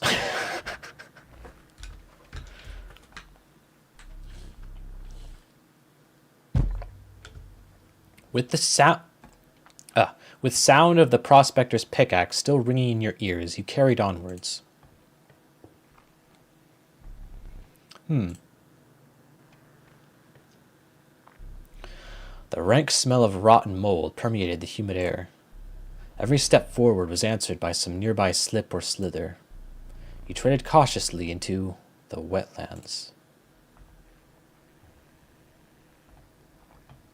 Imagine using that to a death card.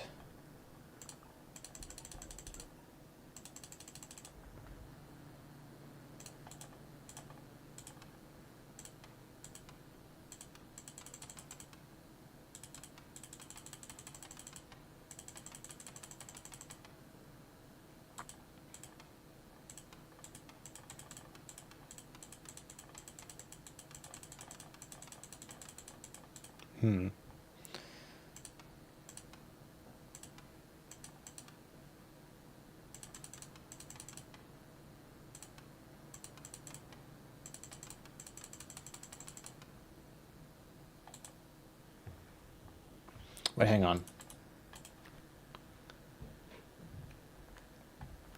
Is there another clue for this one in here?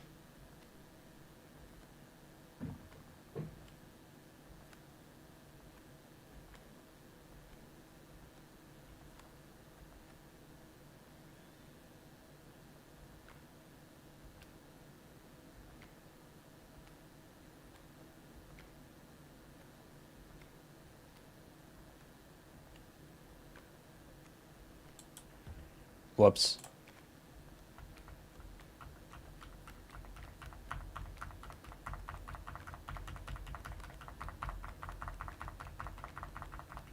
Nope, I guess not. Mantis squirrel. Is this like a hint that like if I were to have this arrangement, it would do something? Okay, yes, that's open. Got all 4 of those.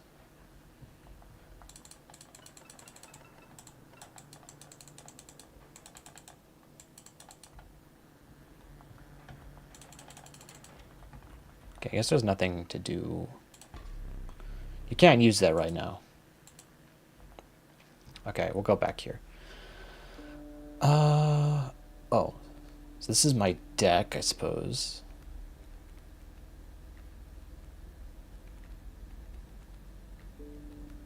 Caged wolf.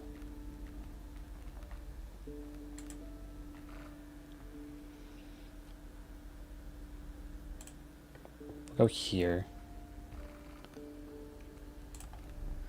Ah, the elusive otter. It submerges itself during my turn. Waterborne. A card bearing this sigil submerges itself during its opponent's turn. While submerged, opposing creatures attack its owner directly.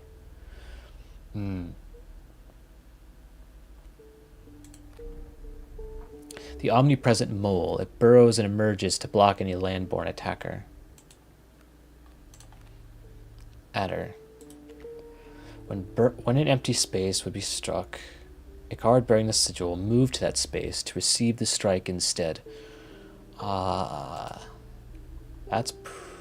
can be pretty good. Oh, and it has 4 health, so it's pretty good as a defensive option.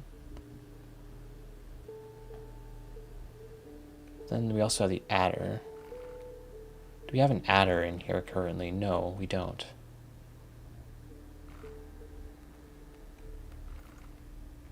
We have Reginald.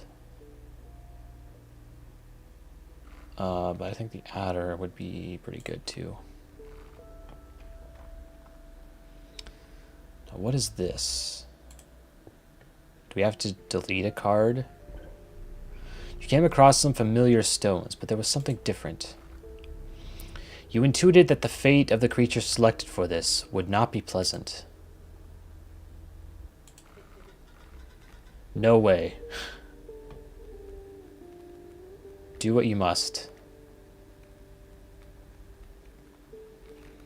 Would not be pleasant.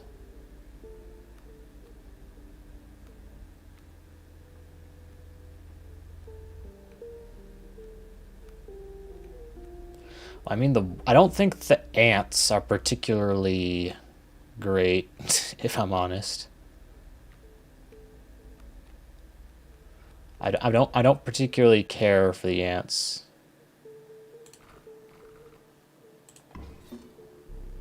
You callously slaughtered the worker ant. However, the Bone Lord was pleased by your sacrifice. Minor boon of the Bone Lord. You will start each battle with 1 extra bone. A minor boon of the Bone Lord. You will start each battle... Yeah. You shook off the viscera of the poor worker ant and carried onwards. So I'm learning what these symbols all mean. Because this is obviously battle, and then we'll have another choice. And then we can either rest here or do whatever this is, and then another battle.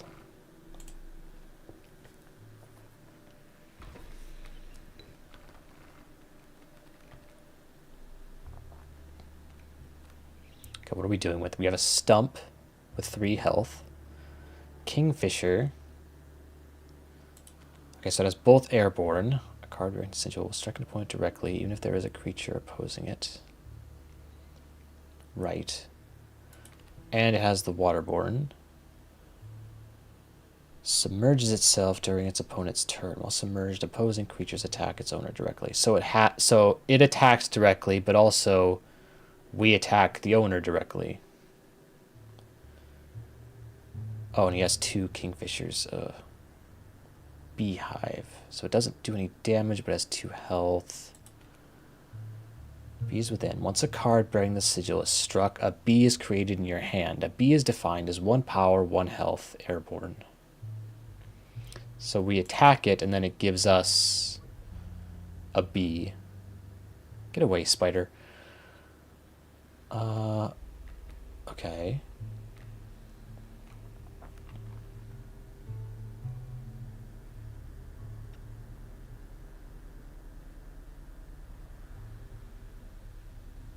So we'll put a squirrel here, then sacrifice it for a bullfrog. Bullfrog will attack the beehive and give us a bee, so I guess that's pretty good. Wait, a card bearing the sigil will block an opposing creature bearing the airborne sigil. Ah, I should have paid more attention to that. I could have blocked at least one of the kingfishers. We'll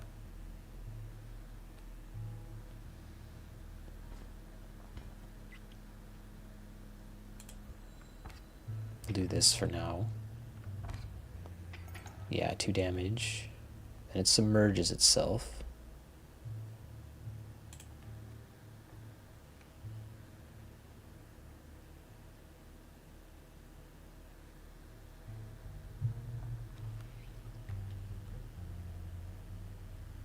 So we don't have enough bones for this. Casey.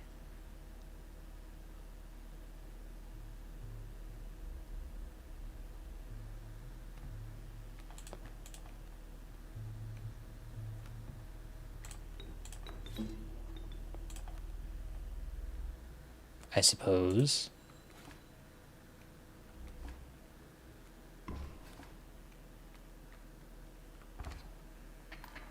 Oh. Okay.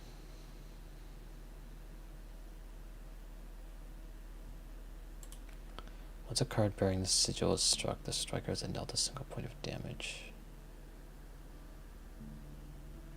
So you have bees. They do 1 attack, and they're airborne, which means they attack directly. Which means we don't have to worry about the stump. So I can put a bee... Oh, stop, draw a card. So I can put a bee here. So that will do... Ooh. So that will do 1 damage. This guy... It does 1 damage, I believe. So we'll attack... Oh yeah, so these guys are airborne, so they'll both attack me directly. So they'll do 2 damage.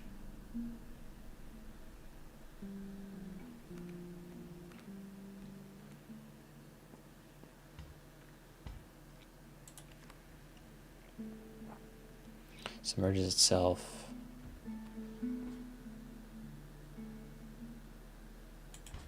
First, let's do this.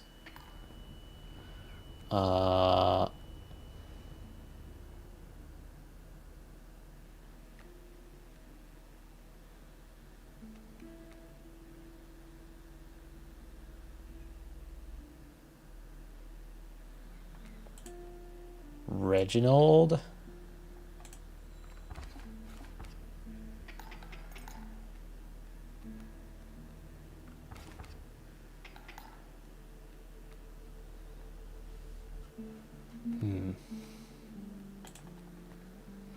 Caged wolf.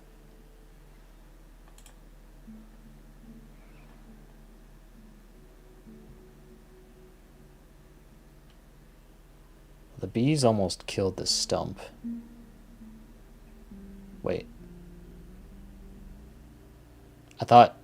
Doesn't the bee attack directly? I forget how that works. Anyway. Coyote...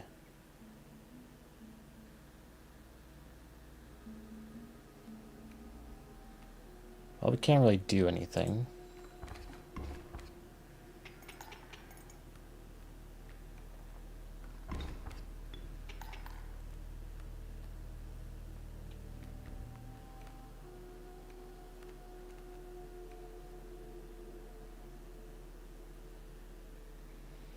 River otter, coyote.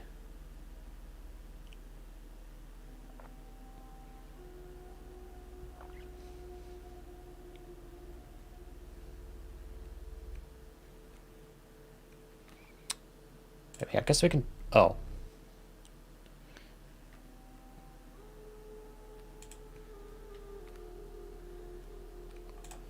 So I'm gonna place a B here.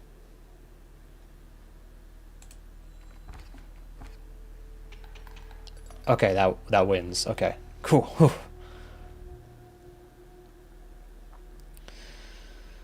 All right. I don't know what this implies, so I'm kind of curious to find out. The regal moose. The creatures of the wild make way for it. Another adder, and a river otter. At the end of the owner's turn, a card bearing the sigil will move in the direction inscribed in the sigil. Creatures in the way will be pushed in the same direction. So this one will move to the right and push any creature there. Oh, and it has 7 health and 3 attack. Pretty good, honestly. Or we could get another adder. Or river otter. I'm not sure I would consider the river otter particularly amazing. I don't like that it pushes other creatures that I have. That could be pretty disruptive. Also requires 3 sacrifices. I don't know about that. We'll go with another adder. Okay, what is this symbol?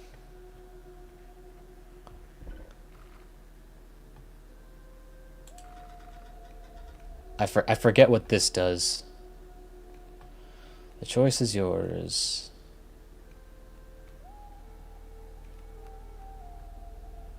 Ant Queen. Again, I don't really particularly love the ants.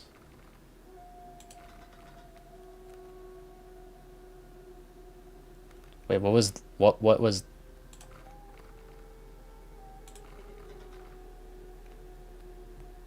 Algo. Bottom one is for the sigil card to be sacrificed.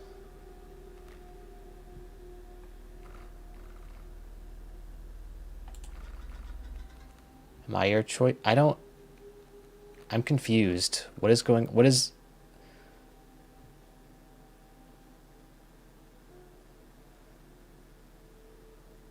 I'm confused what this one is about. I forget the choice. This must have already been explained because it's not explaining it to me now.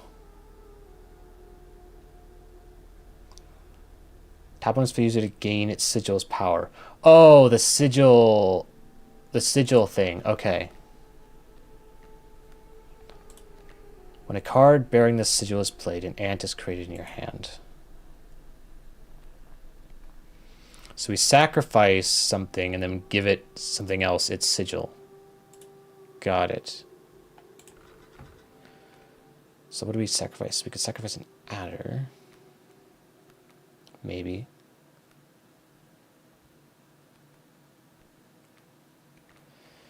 You can stack the sigils, by the way. Yeah, I saw. There's a few that have them stacked. So the main reason the adders are good is because of the touch of death. However, they'll require 2 sacrifices, and they're otherwise kind of weak. So maybe if I give it to something a little more, that's a little easier to summon. This always attacks directly. Then wait, no, hang on. What is this one again? Mighty Leap. A card bearing the sigil will block an opposing creature from bearing the airborne sigil. Right. So we could have that. Wait, so if something has the bifurcated strike and the touch of death, that would be pretty cool. So maybe Casey, given the touch of death, would be pretty good.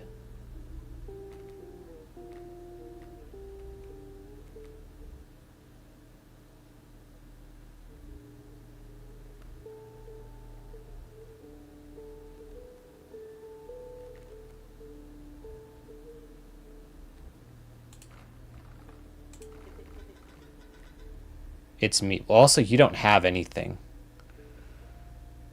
So maybe that would also be pretty good for you.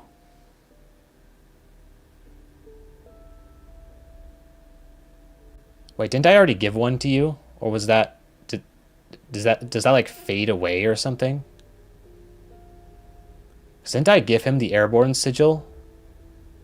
What happened to that?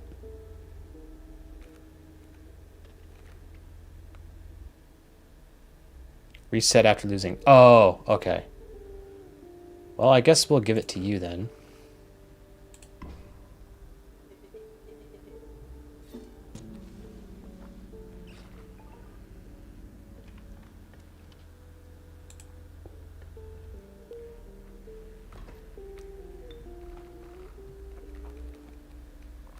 Oh, hello. 4 sacrifices. That means I have to fill all of these with squirrels.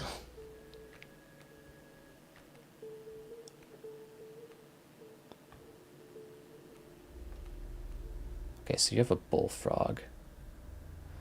So he'll oppose any airborne sigils. I don't have any anyways, but...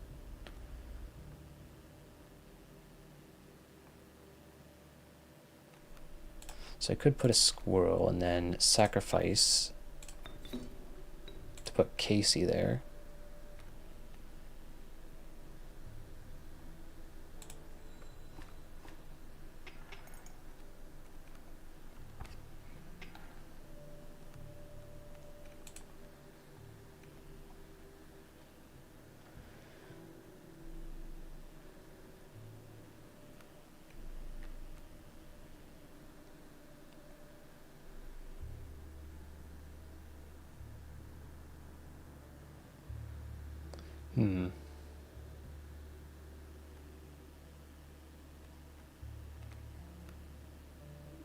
I'll wait a turn.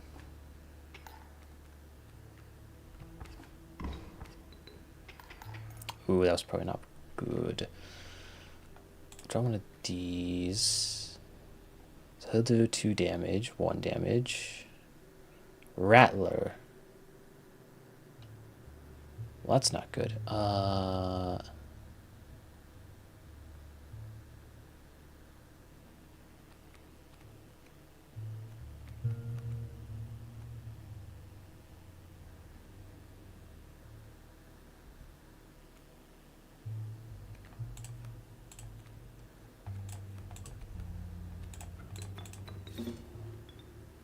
So we have 3. So we attack first, which means I put my wolf here. We attack him.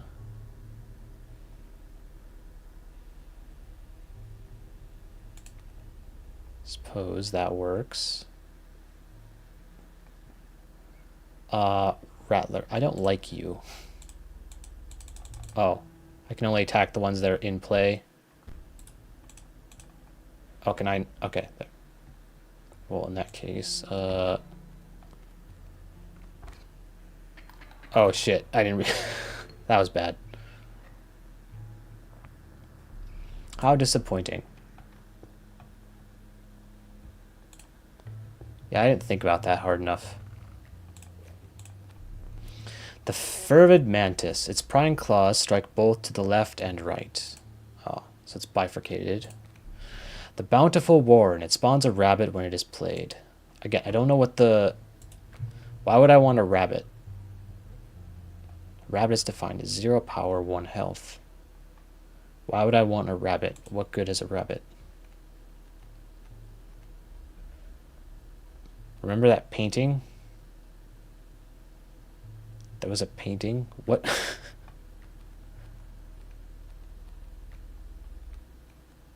I'll go with mantis, I guess.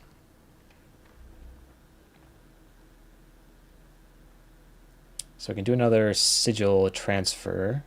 We can rest and upgrade. Or we can get more items. Items are probably good.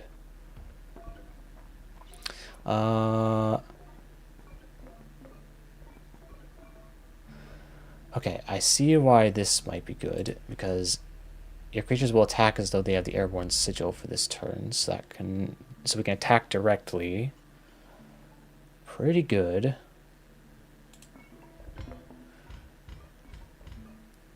This is also pretty good.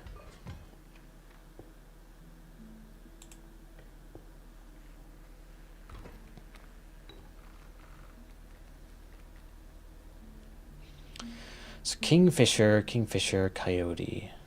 Grand Fur. So we block them, but he doesn't have any attacking it, so that's not very helpful. So Bullfrog can defend against one of the Kingfishers. So we'll do that.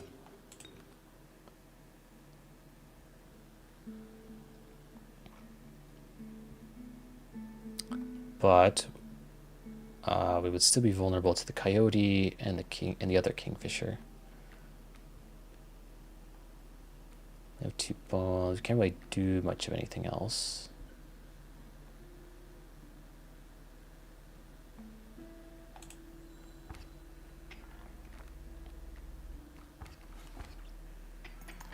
Yeah, figures.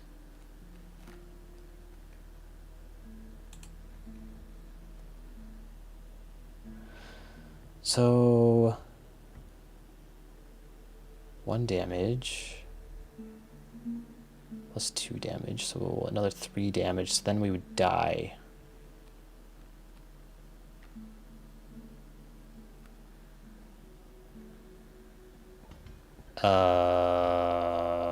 Use this.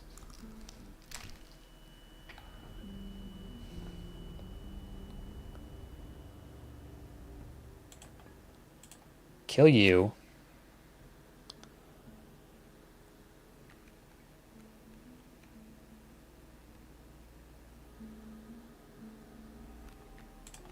Put a squirrel there, I guess. I mean, he's just going to attack us directly anyway, because this...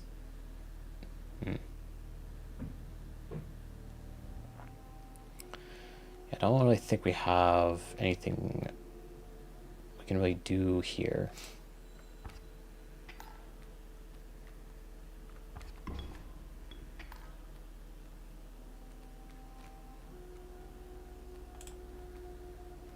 Casey.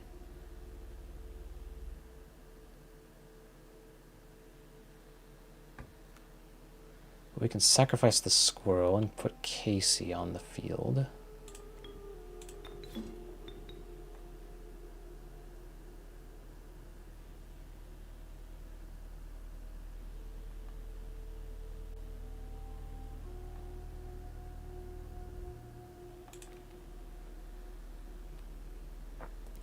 We have bones. We can put Reginald.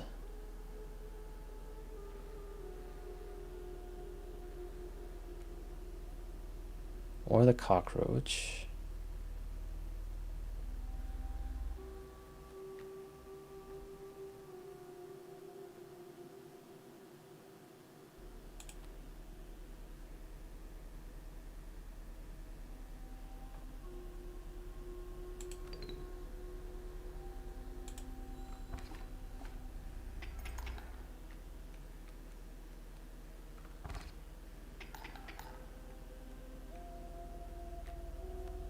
I don't really know how to fight these guys.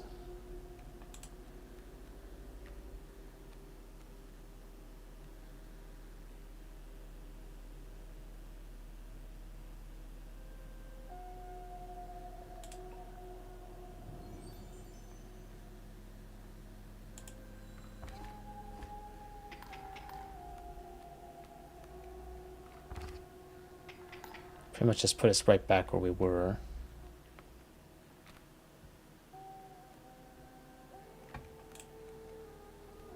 Bullfrog.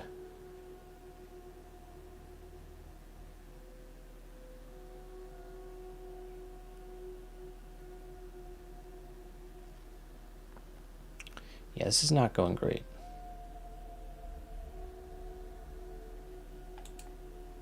So that's an otter.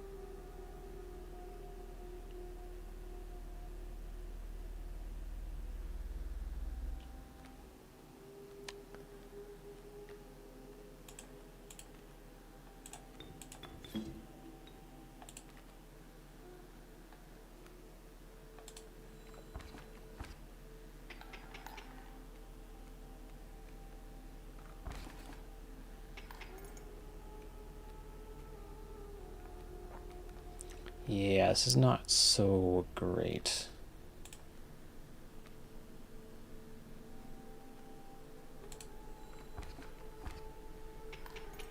Oh, we won.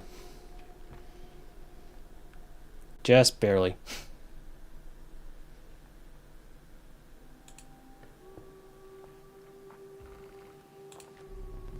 The stalwart snapper, a near impenetrable defense. The inviolable beehive. When it is attacked, you will draw a bee.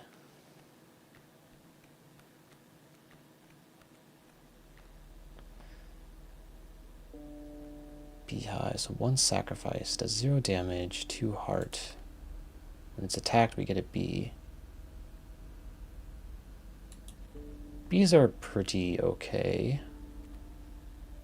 6 health. River snapper. That's pretty good.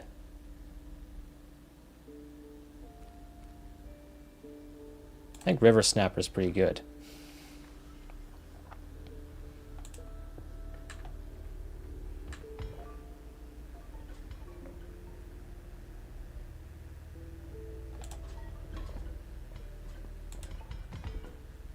Well, I guess we have one of each.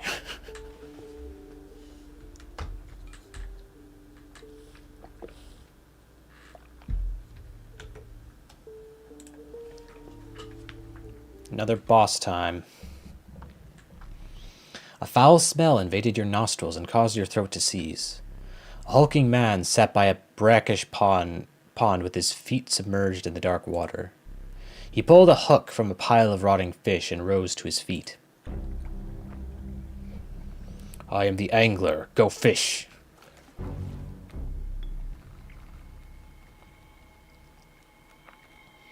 You have a kingfisher. Okay, so definitely defend from that.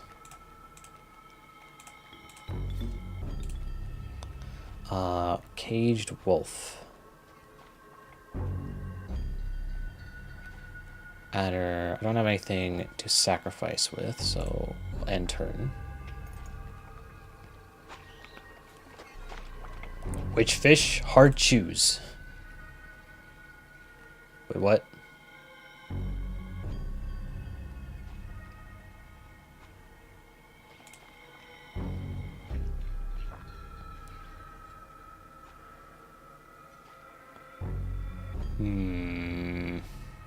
So he's gonna pull a trick with that.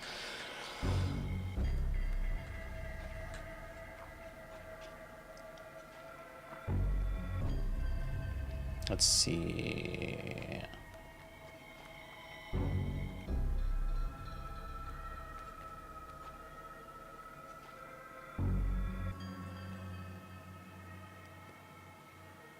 Don't really think there's much for me to do yet.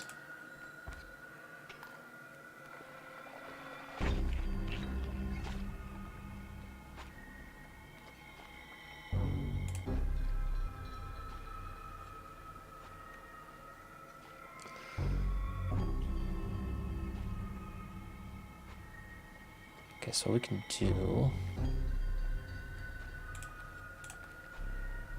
fresher fish, easy choose. Oh.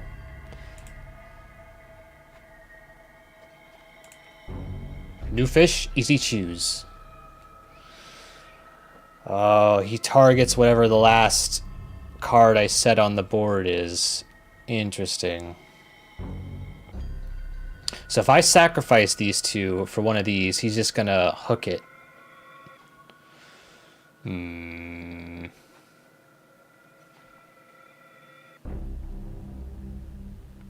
Well, in that case.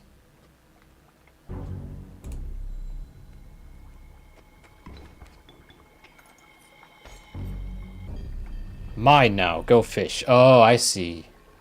That's how that works.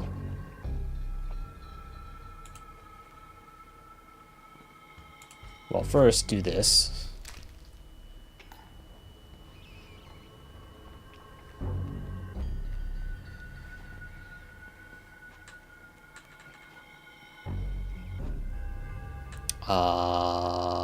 Don't really have many options going for me right now. So he'll do 2 damage on his next turn. Bring it back to the middle.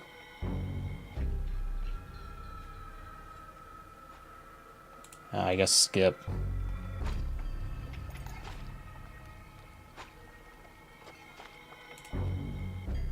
Reginald.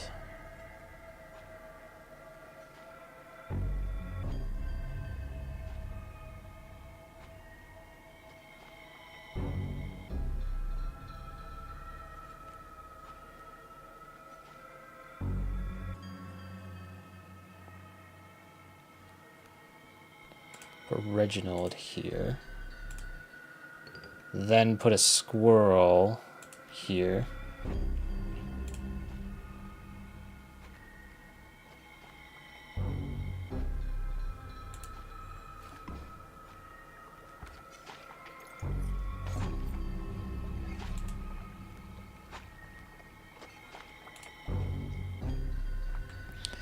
I see.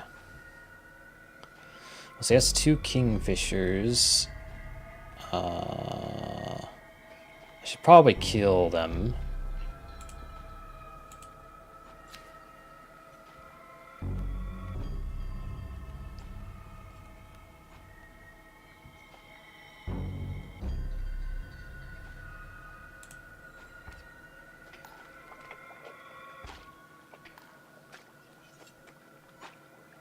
Okay, so now he's targeting Reginald.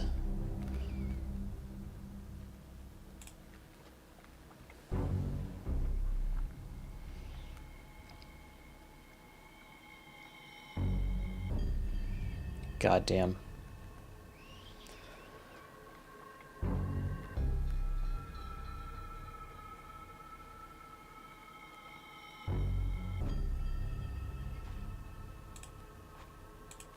So what if I do that?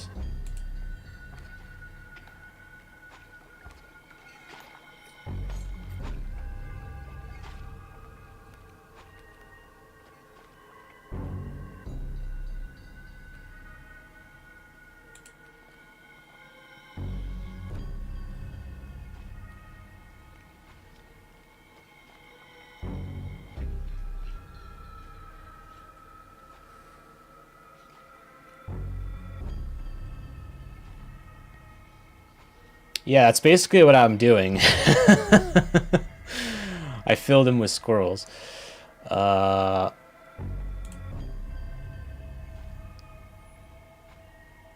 yeah, why don't we just do that?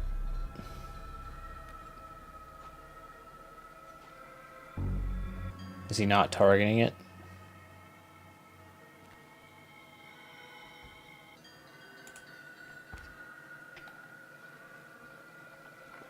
Oh, come on now. You care? Oh, I have to draw. Put another squirrel there.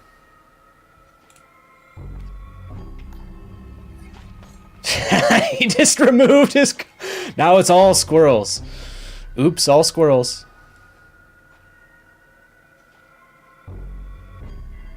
I mean... Why not?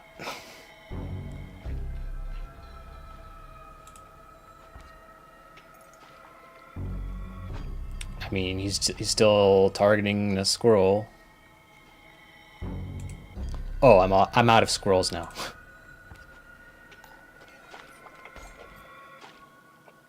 Okay, this isn't so bad. When I can just do that.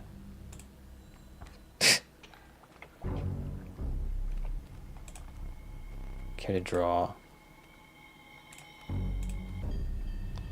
ATB, the second boss is easy.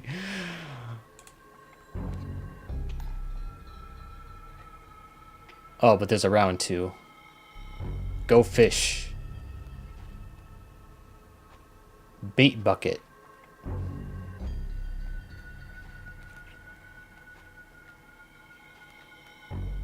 Okay, well, we're out of squirrels now.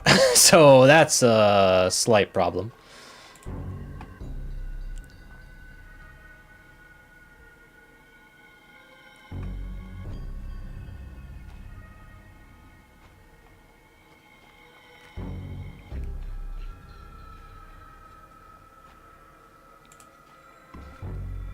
Oh, go fish. Fuck.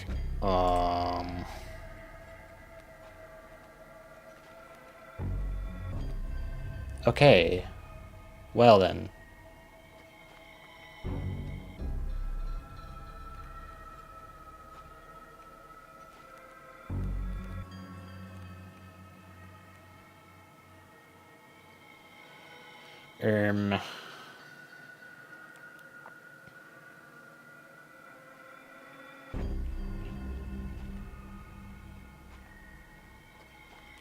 I don't want to hit that bait bucket. Well, I don't really have much of a choice, do I?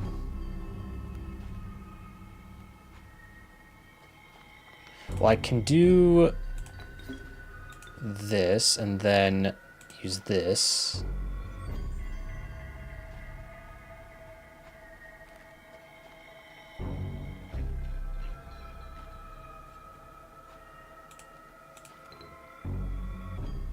Wait, no.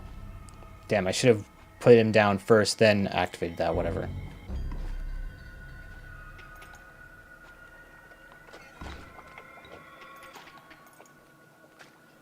Yeah, no. Wolf. No. They do 4 damage. That's insane.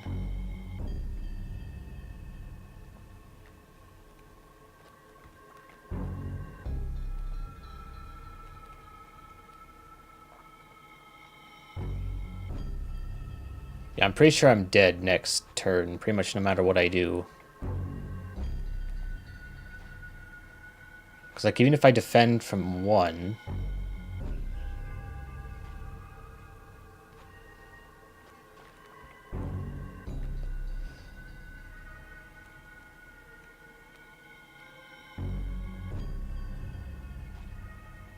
Like, what the fuck am I even supposed to do here?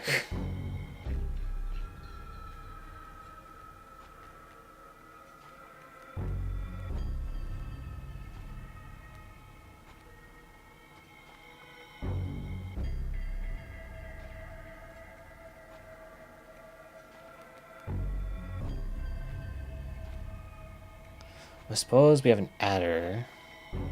I can kill one of them, but then the other one is still a problem.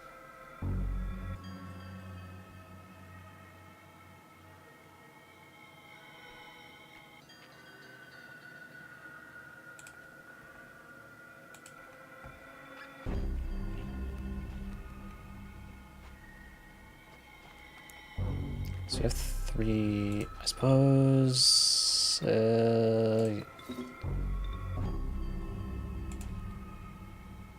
I don't know.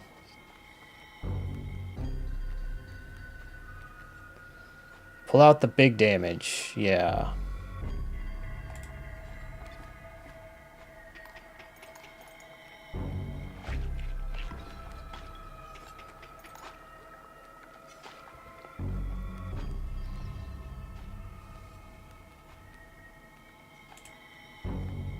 Skink.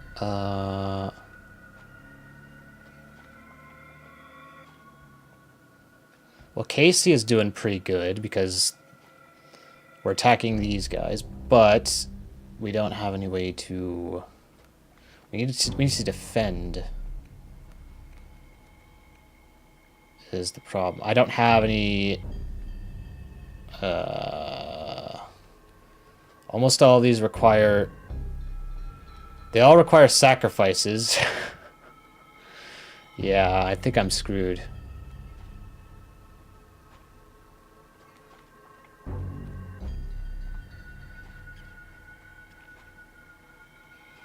Cause like, I need Casey. It's like, how much health do these guys? Yeah. Oh yeah, I forgot. I can't attack them directly because they're, yeah.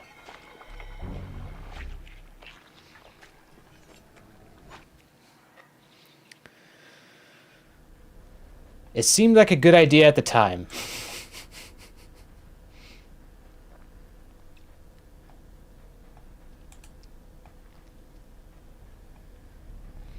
stay there. No need to move. Blah, blah, blah. We've been here before. Wait. Pathetic. Do you really think I would leave film in there? Do you have any idea what that camera is capable of? Give me that. We have a memento to create. Behold your death card. Shall we begin to ink it? Use a card to draw the cost from.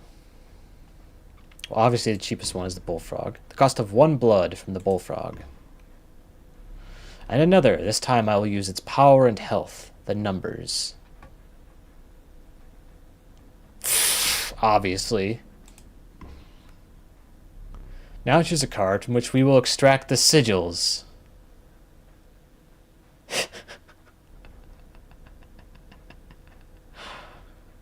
Okay, so this one defends, will block an imposing creature bearing the airborne sigil.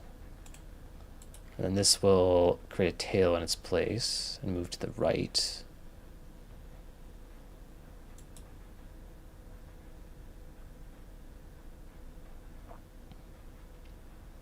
Yeah, I think this is good. A sigil of mighty leap from the bullfrog. Never did ask you your name. One thing now remains. I must capture your visage.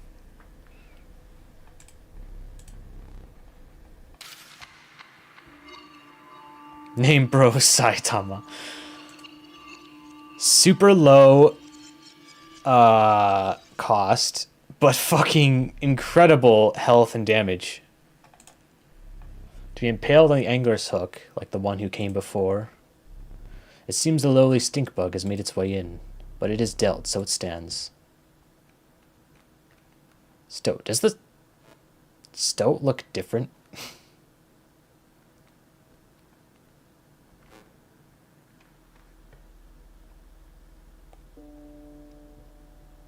Why is its head more square?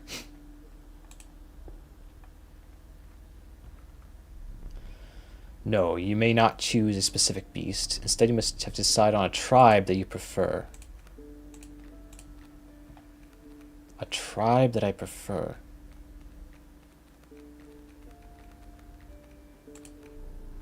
The sadistic pronghorn. Woe be to those that meet the end of its antlers. Okay, so it's bifurcated. It moves. Okay. A randomly chosen hooved card. Did you wish for something else?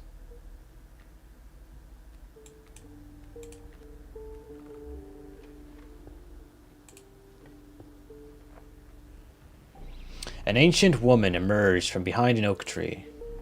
She carefully laid out intricate wood carvings, then gestured at them brusquely. Choose. Oh, it's a sigil.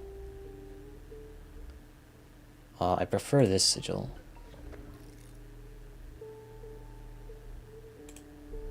The old woman bared her teeth in satisfaction. Your first totem was complete. The mighty leap sigil will now be marked upon all your squirrel creatures.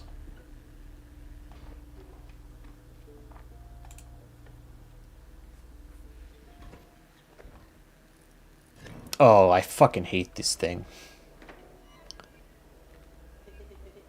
There's a way out for both of us. It's somewhere in this foul cabin. Be silent or I will tear you to shreds.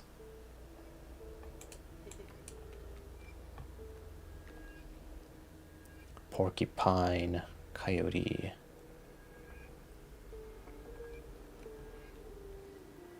Why is your head square? What the heck happened to you?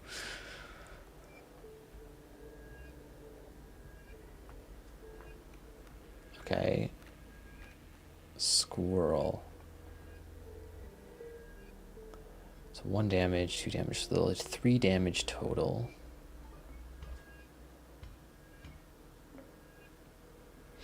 I think Stoat is slowly becoming Minecraft.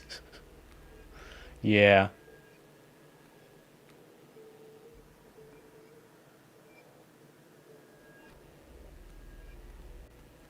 The cage.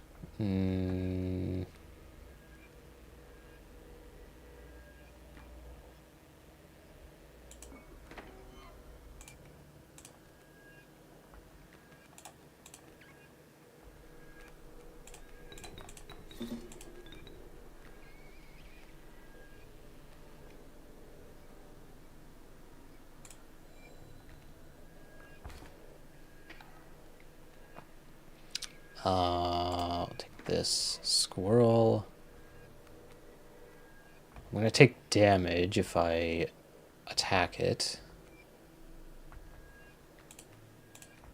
But wait. You have 3 health.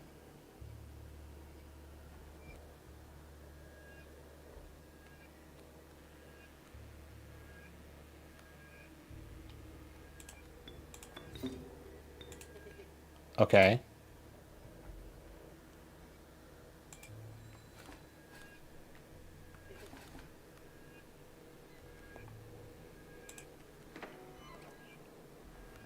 Bullfrog.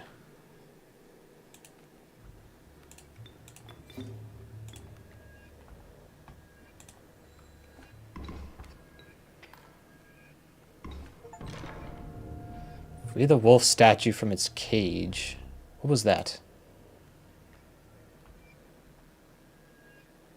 I did what now?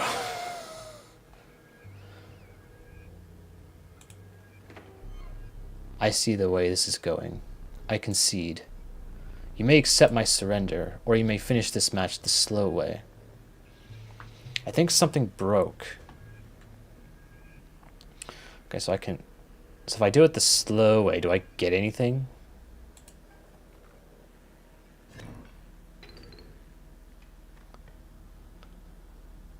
I don't know what happened. Hang on. Squirrel, cockroach. Doing the slow helps you get bonus teeth. Ah.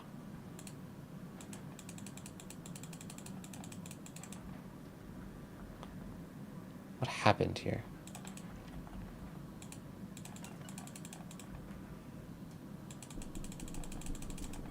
What the?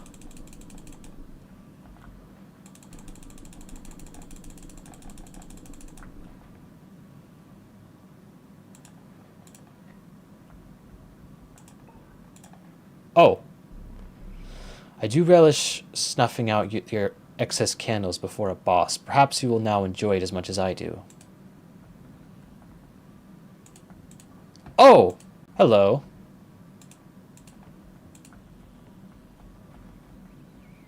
What do I do with you?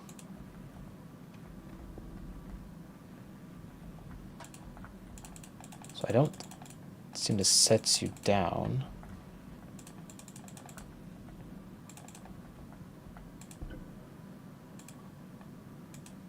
But why did I do that?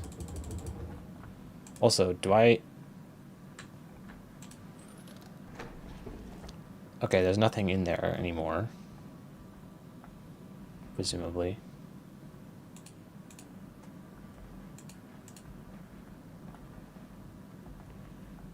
Okay, then.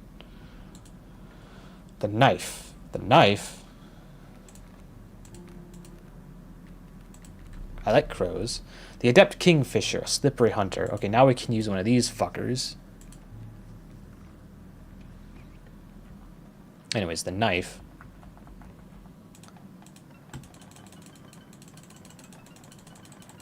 What about it? Oh! Right, because... I see. You finally pried my special dagger from the paws of that squirrel, though you may wish that you hadn't. I see.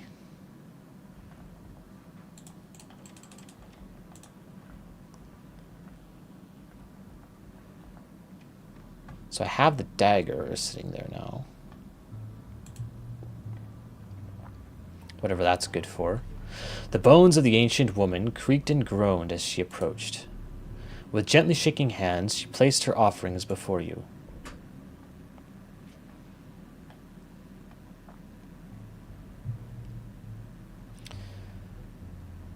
I don't know what these two do. But this could be pretty good.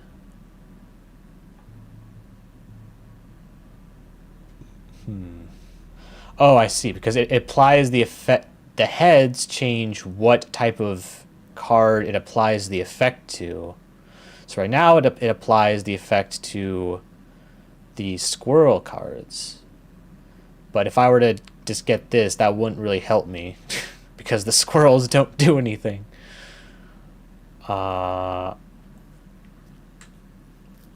So we can try getting that.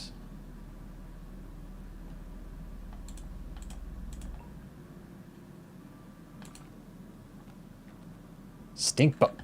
What happened to stink bug?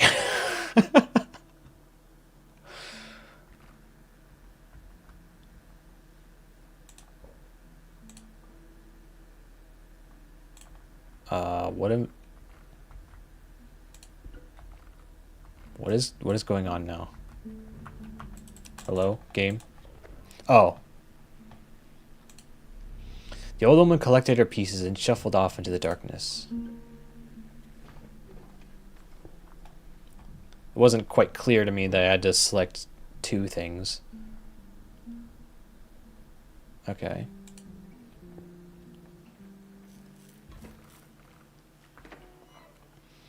Kingfisher. Look, there's a third talking card somewhere around here. Personally, I hate the guy. Biggest killjoy ever. But he's the only one of us with a plan to get things back to normal.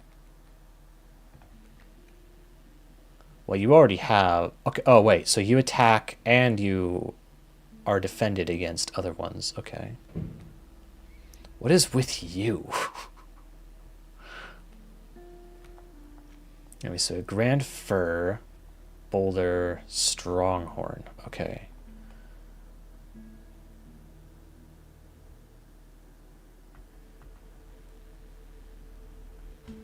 So what are you? Special dagger. To the user, you will place a weight on the scales. The pain is temporary. Oh.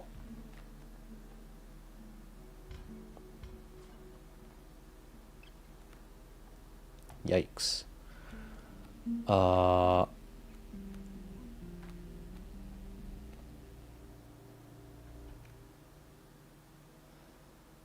they'll go down. So first it's gonna go.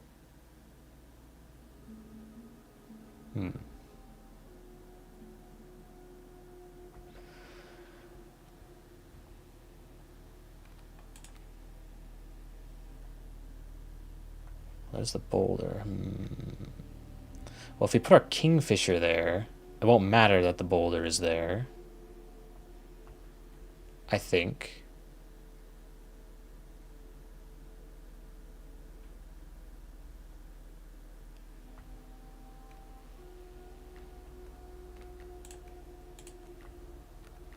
So...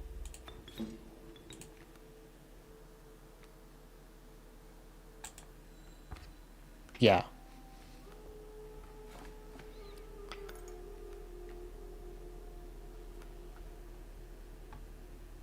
Okay, so it only does 1 damage.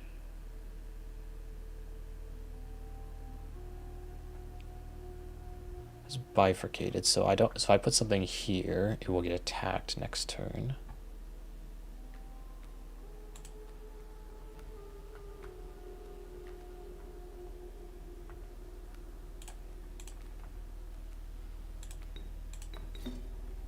So it puts him here. Total misplay. Shut up.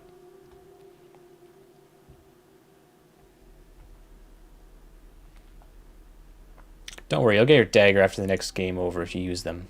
Oh.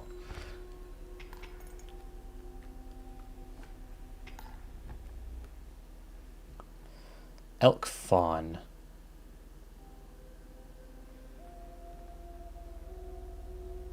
Kingfisher, so it'll attack, but because of that, I think it's fine. But then it will deal 1 damage to me next turn. Right, I have to.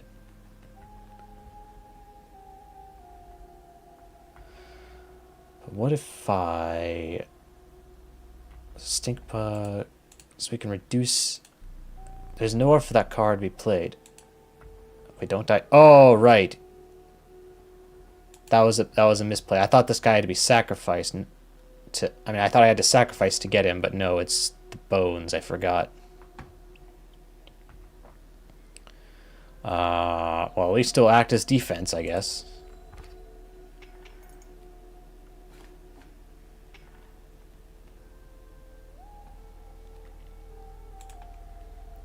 Wolf. Can I sacrifice a grand fur? No.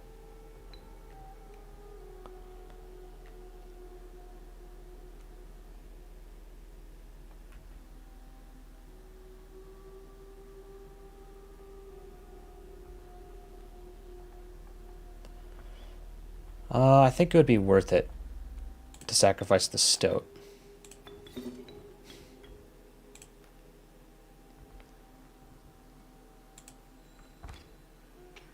Yep.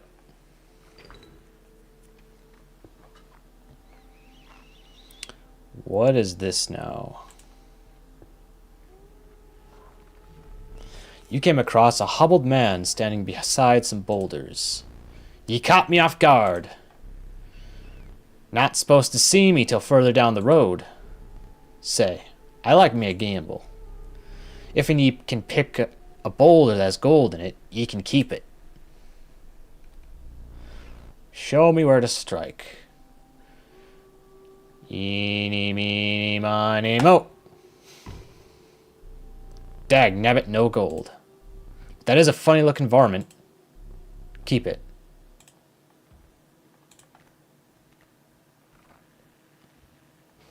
I see.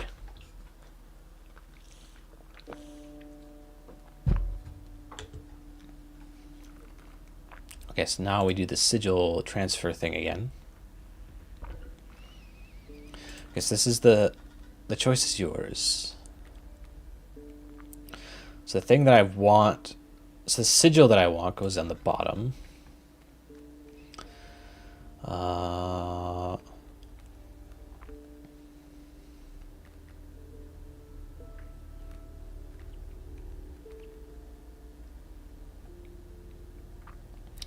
I mean,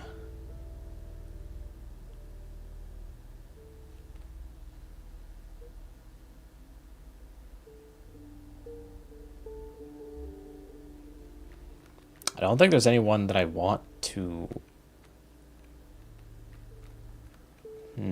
sacrifice. I guess we can do...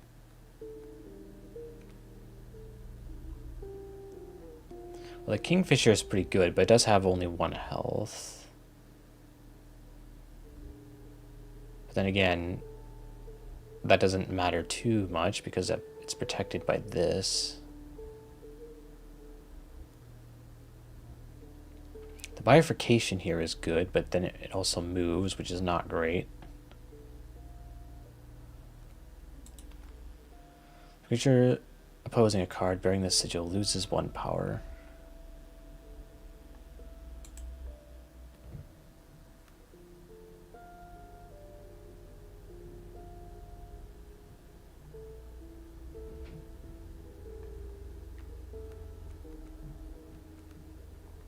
Do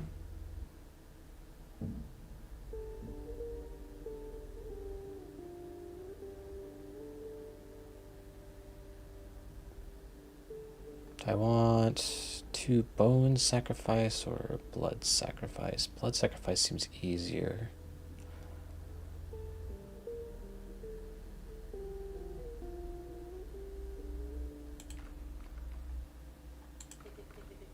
Your choice.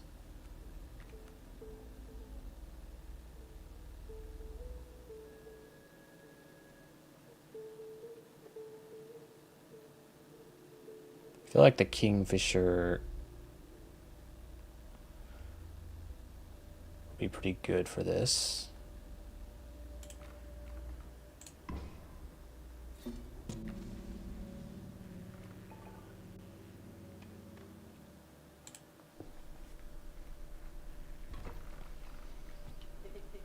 It's me. Wolf cub. Stump.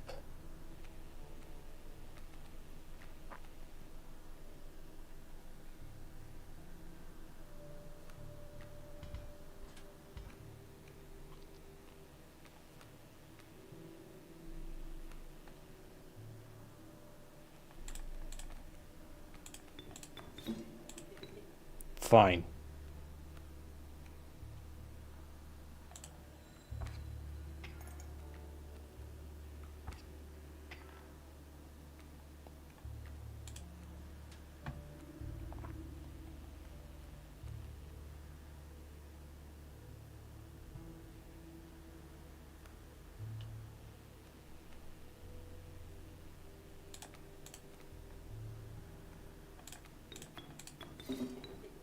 Oh, come on.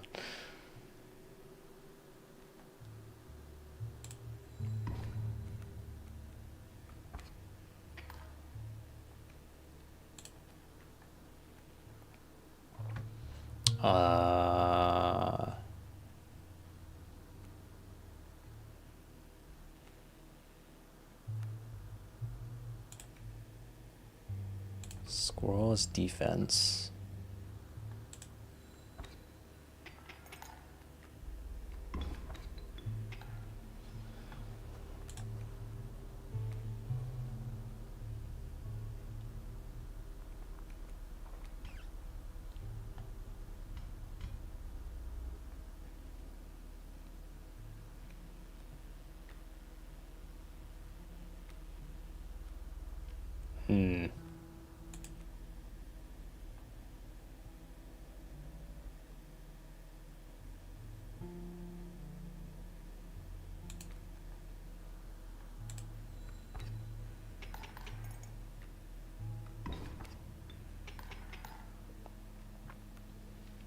Figures.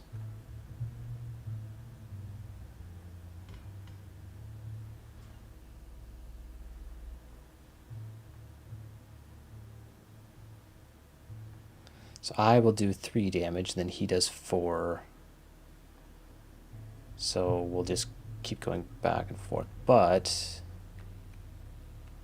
it would then let me draw another squirrel, then draw the pronghorn.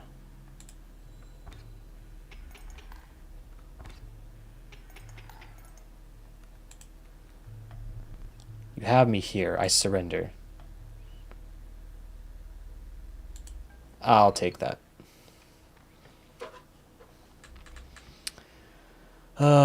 Trap. Don't like that. You were stopped along the way by a trapper looking to liquidate his pelts.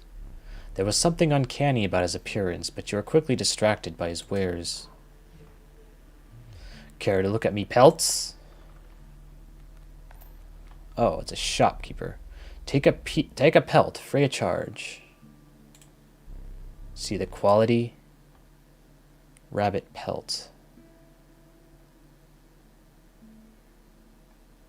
Golden pelt.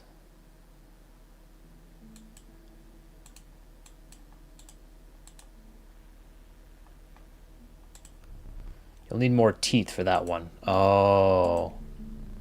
You'll need more teeth. I see.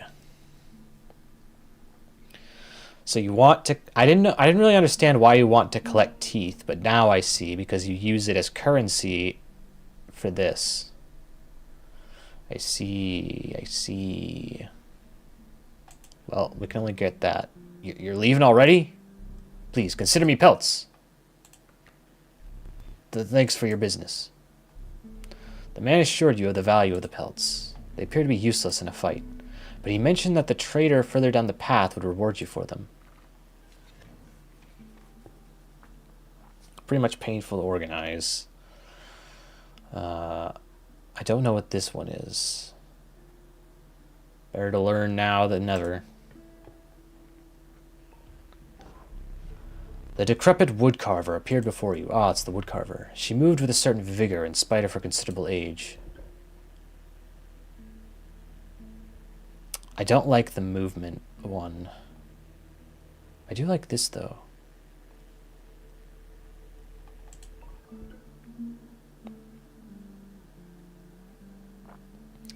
So, Well, the birds I have already have that, so we'll do this. You hunched down to place your offering in your pack. When you looked up again, the ancient woman had vanished.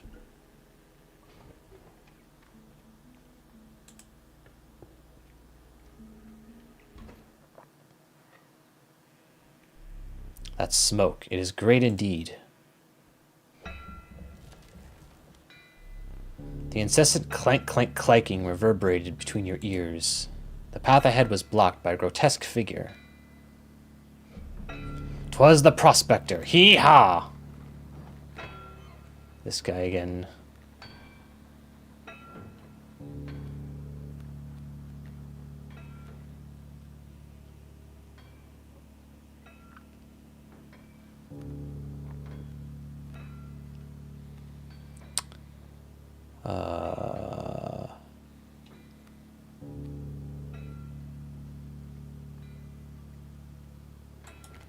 It's unkillable, but also has the touch of death. Pretty good, but we need 4 bones. The greater smoke will give us 4 bones. So we can put that there. Can we sacrifice the greater smoke, I wonder?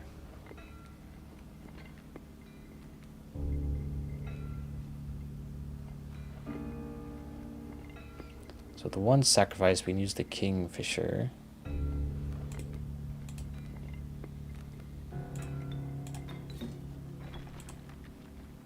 Don't put too much cards or else on phase 2 it'll turn your cards to gold. I hope you're aware of that. Oh, right.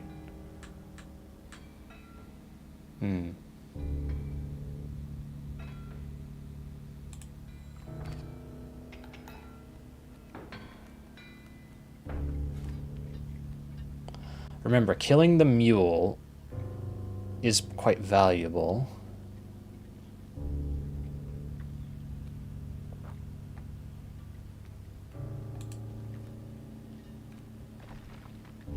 So next turn, he kills that. Then that coyote will attack and do 2 damage. Well, actually, because of this, it will do 1 damage.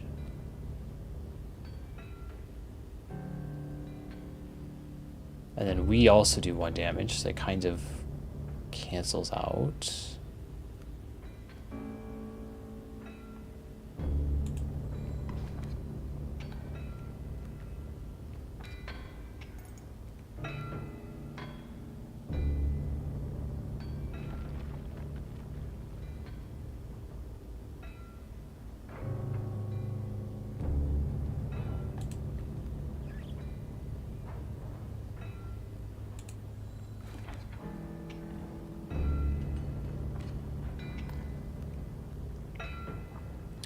Okay, yeah, so these 2 will just cancel their damages out.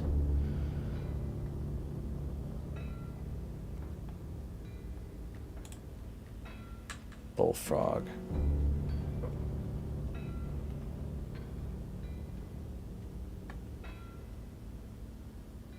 But then this guy also does 1 damage, but the pack mule was protecting it before, but not this time. So I think we're kind of good.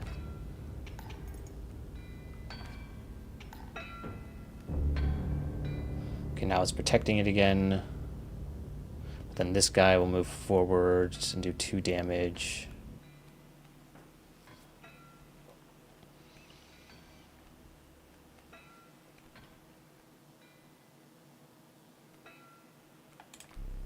Your turn to draw. You can play cards after. Right. He's doing the prospector again. Easy, boss. The mule's key. Right.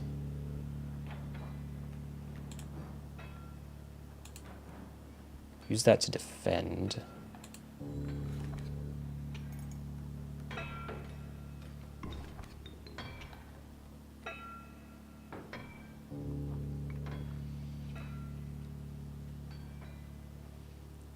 Trying to be careful because of the whole phase change thing. It has 2 damage. We have 3 health.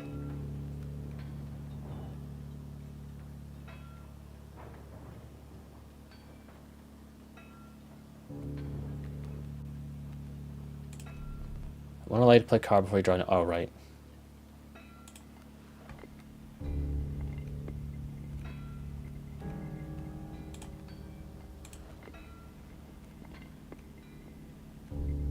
So he'll do 1 damage, 1 damage.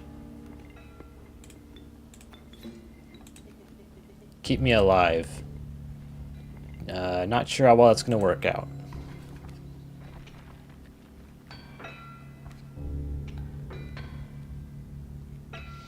Okay, so next turn, he does 1 damage to that. He does 1 damage. These 2 cancel out. So we'll end up doing 1 damage to the boss. And I also have these pliers.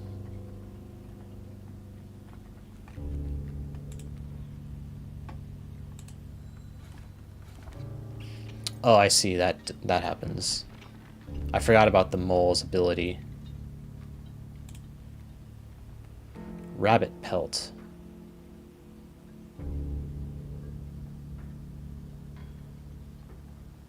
Okay, so on the next move, we'll kill the mule.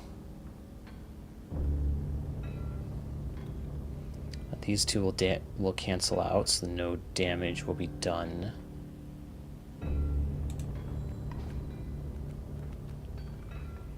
Yeah, we get all these cards now. Dagnabbit!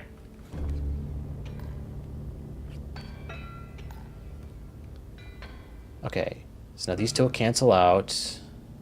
And then the stoat will do damage.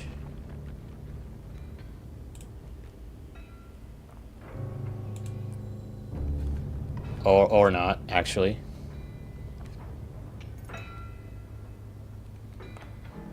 But now it should be good.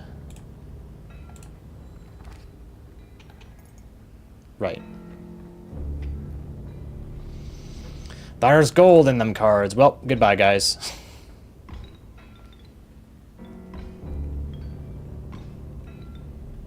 Gold! I've struck gold! Alright, so I have a whole bunch of cards now. Can't play anything, though.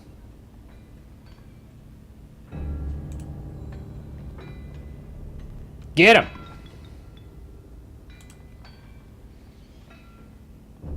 Okay, so they both do 2 damage.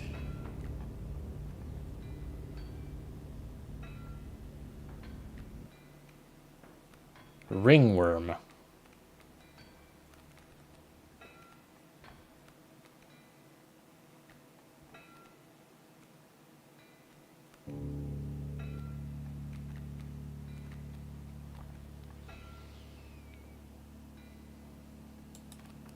When an opposing creature is placed opposite to an empty space, a card bearing the sigil will move to that empty space. Ah, I see. Well, I can't do that anyway, right now.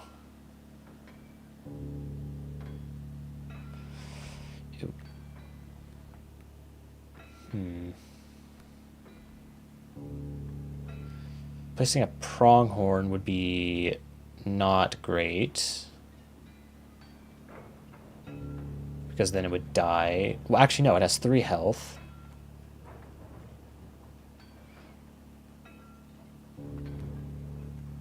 But...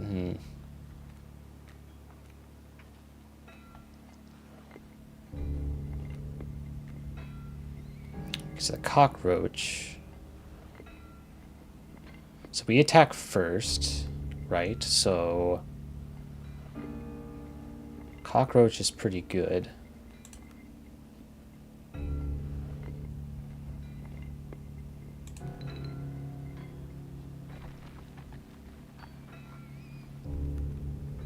Rabbit pelt.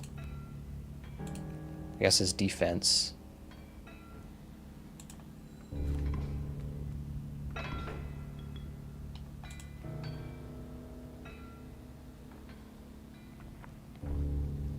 Okay.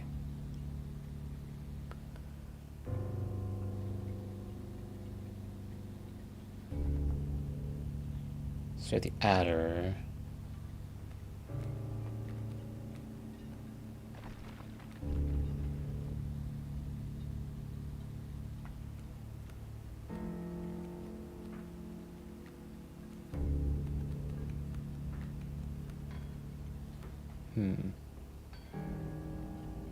So this only has 1 health.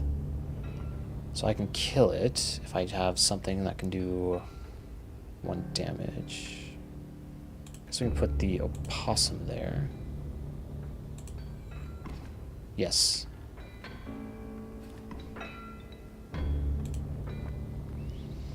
Okay.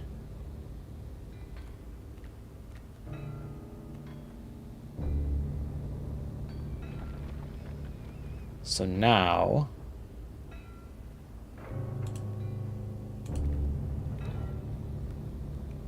wolf.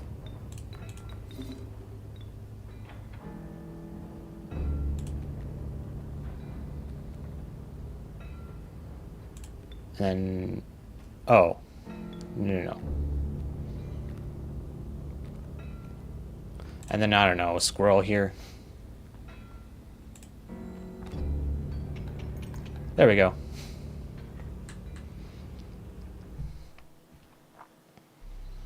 Let me relight your candles.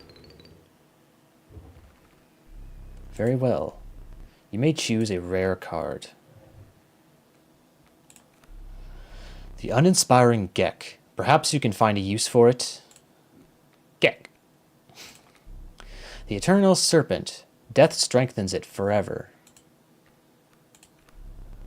The amorphous amoeba. Its sigils are ever changing. A copy of it is created in your hand. What does it... So what does that... What did it mean by its strength increases forever? Does it like...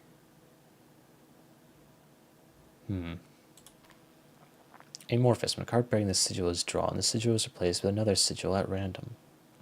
So that's 2 health and 1 attack.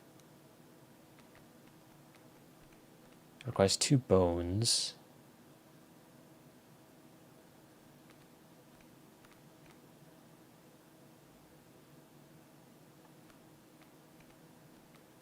Suppose or well, I mean, requires 2 sacrifices. I don't know about that.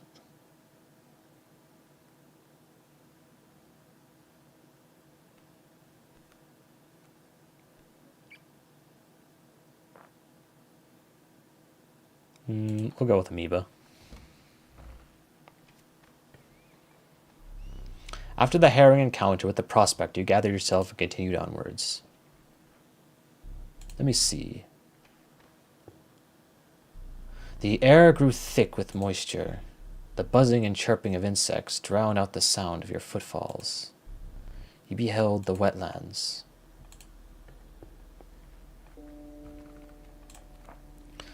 Louis, Rattler, Cockroach. So we have that plus the movement. I don't like the movement aspect. Rattler at 3 damage. That's really good. Cockroach. Another cockroach. I think I'll go with Rattler.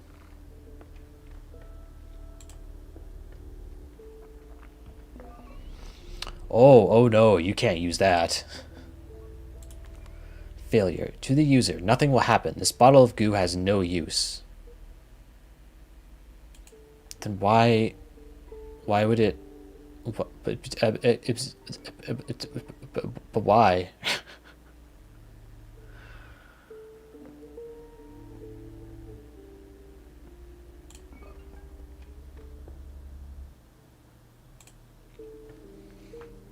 Or like secret achievement. Okay.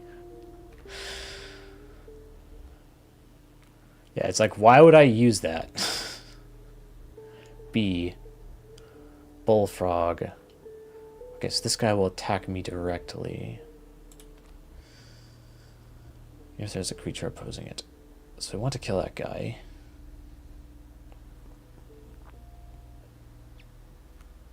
Kingfisher. Yes, sacrifice.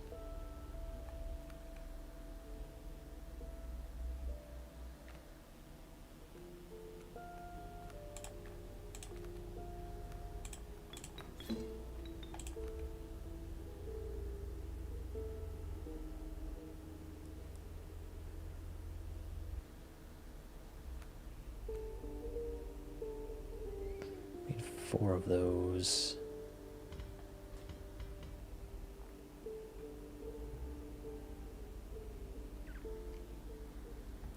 So it will do 2 damage.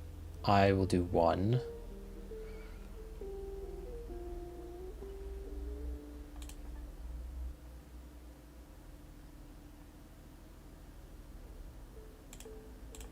Oh, I can't do that.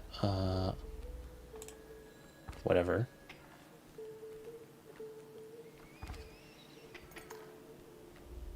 Oh, now he placed another bullfrog there, defending it.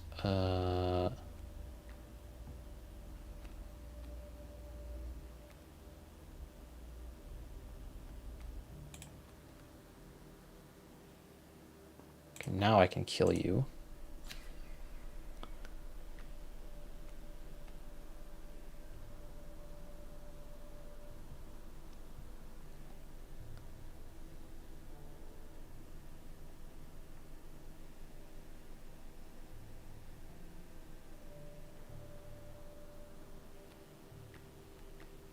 Cockroach. I don't have what I need for that yet.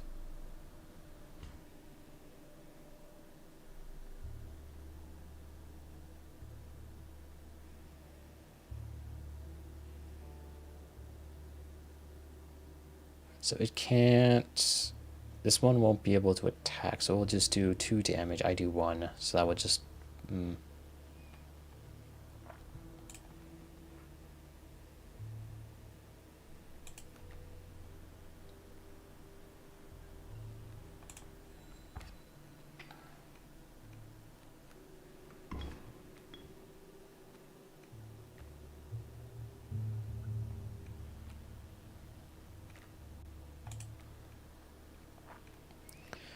Squirrel. Okay, mantis, that's dangerous. So it will attack twice, so it will do 2 damage. This guy attacks, will do 3 damage. 4.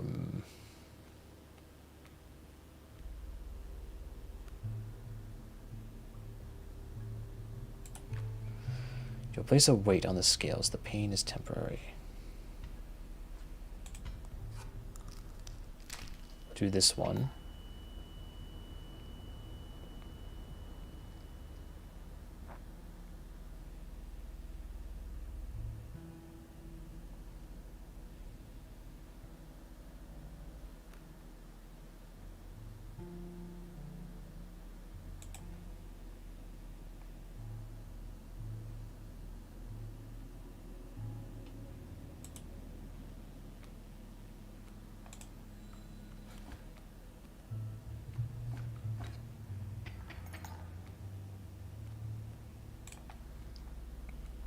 Bullfrog.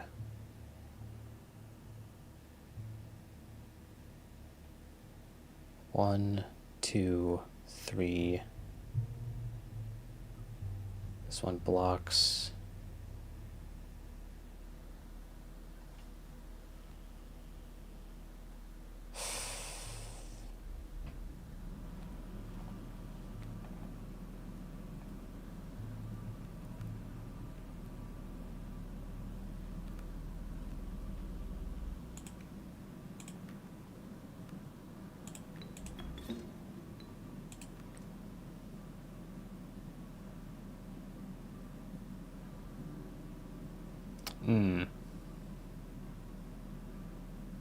I realize, whatever.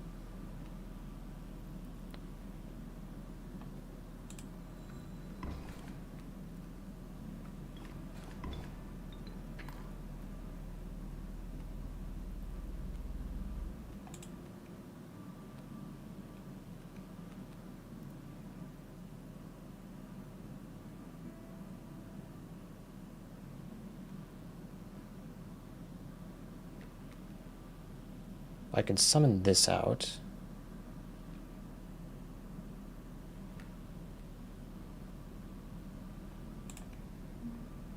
So that will kill him.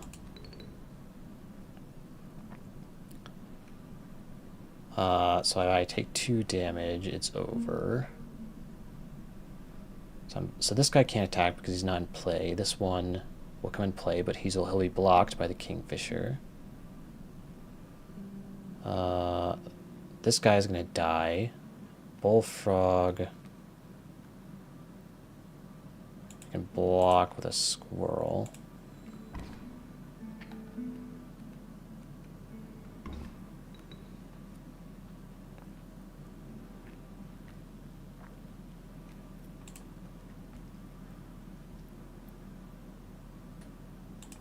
Use this bad boy.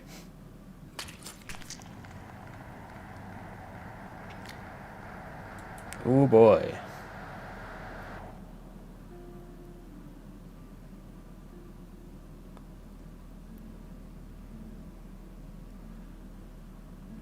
So that's what that does.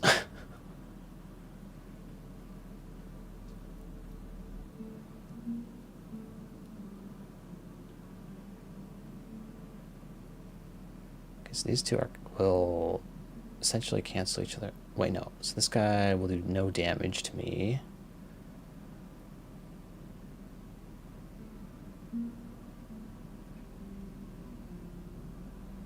Cockroach.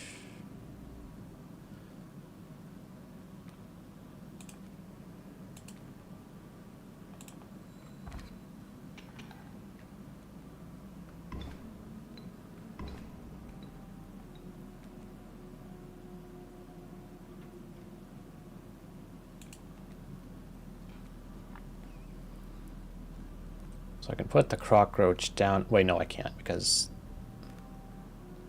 Maybe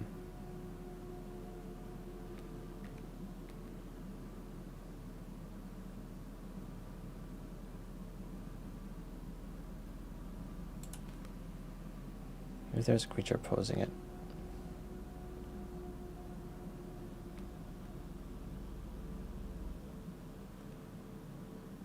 So if I sacrifice the Kingfisher and the squirrel, I can bring out the pronghorn. That will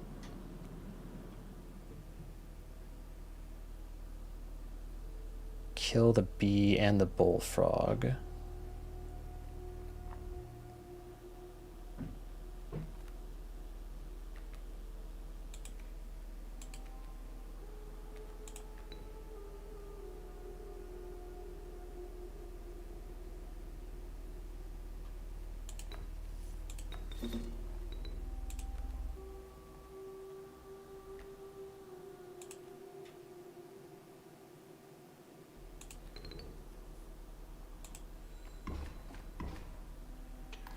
There we go. Barely won. Believe it or not, you're not the first to lose an eye here. This isn't much fun if you're half blind. Perhaps you'd like to replace it? Oh, what the fuck? What on earth is that? Fill your empty socket with something magical. Find salvation in Cuckoo Clock. Better. Regardless, the choice is final. Hang on. Oh ho ho, hello. What is all this?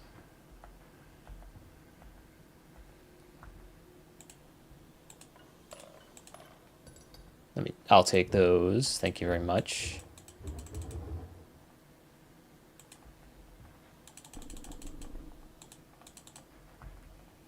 Anyway, I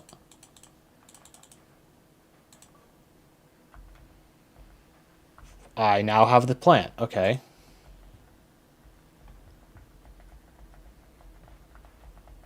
I don't know what to do with the plant, but I have it. Because there's just splatters there. Anyway, so what is up with this?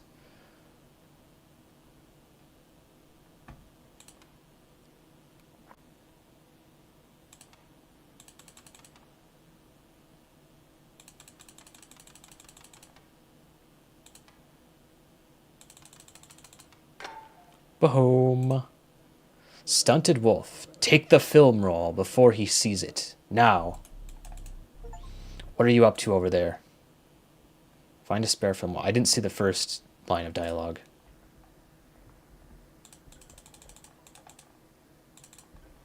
Well, we found the third guy.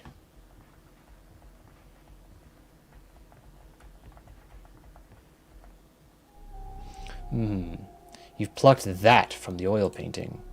You must not like the cards that I deal you. Fine. Well then.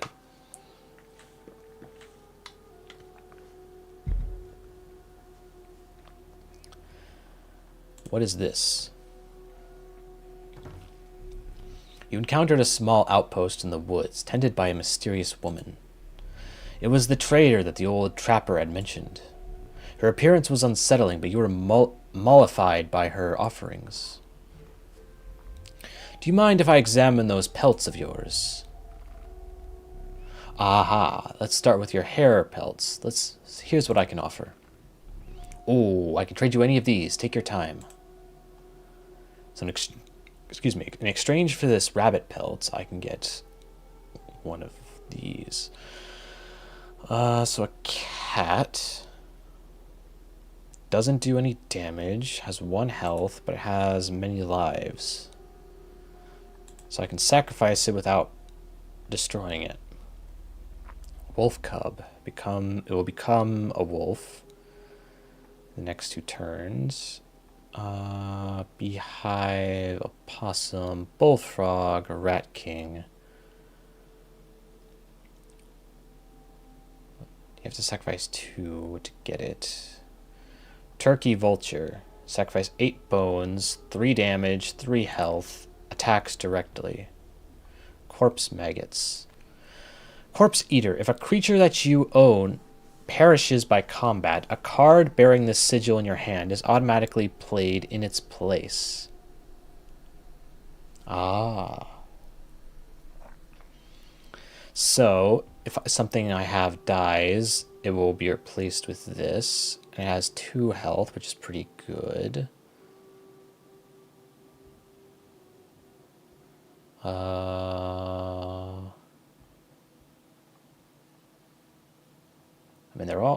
There's quite a few of these cards that seem pretty good.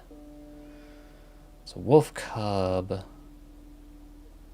turkey vulture, rat king, or corpse maggots.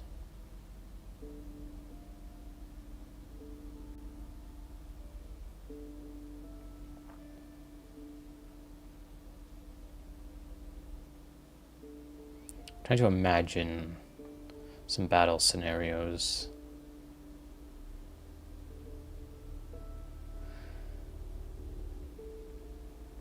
This only requires 1 sacrifice instead of 2. Still has 1 damage and 1 health. It's still like a pretty decent card to have. This requires 5 bones, 8 bones, 2 sacrifices. I don't know. I think we'll go with wolf cub. These pelts are most excellent. My thanks. Okay. So if we go here, we can do the sigil transfer. Because if we go over here, I forget what this one is. So we sacrifice a card. But do we, like, get anything out of it, even? I forget. We'll do sigil transfer. So at least get something. So the sigil.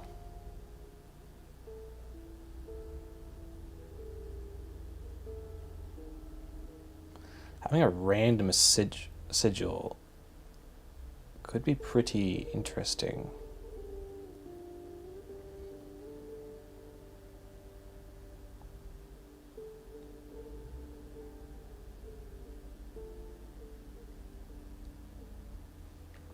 I think this is more versatile, though.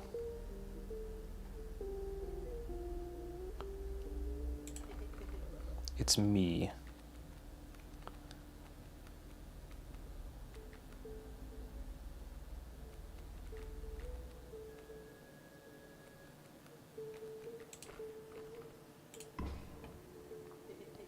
Fine choice.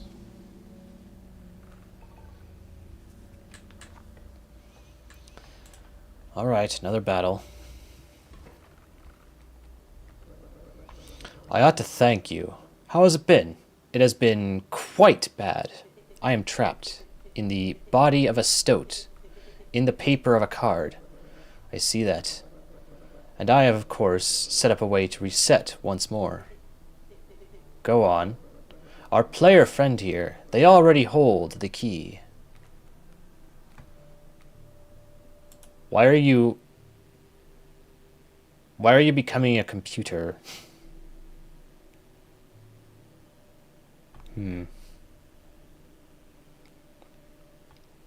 Wolf.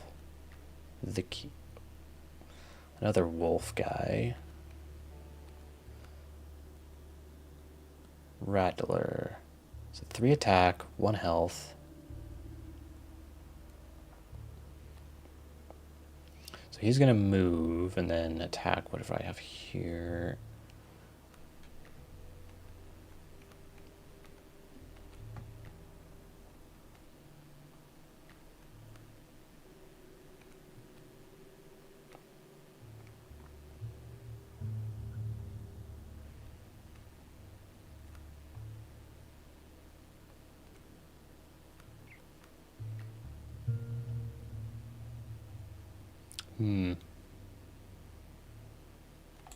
I think just placing that for now.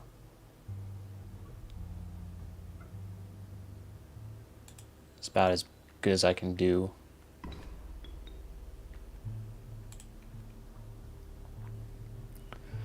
So an adder. So he'll do an. So that will. So on its next turn, it will insta kill whatever I put here. This doesn't do any damage, but it does weaken anything that I put there, and also acts as defense. So it only has 1 health. So if I put something down there, it will kill that. So I can sacrifice a squirrel and put my stoat down. You sure? Well, you'll kill the rattler. So at least there's that. The adder will come. I can't put anything down there. So that's about all we can do.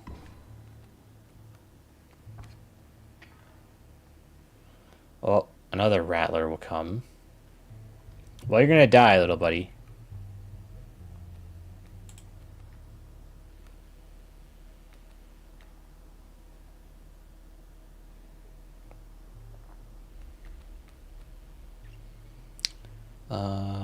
Well, we can kill the adder.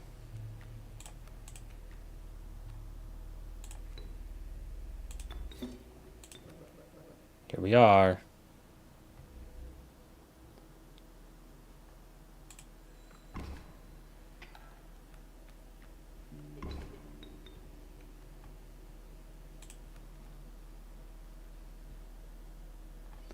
Well, now we just get another adder. For God's sakes.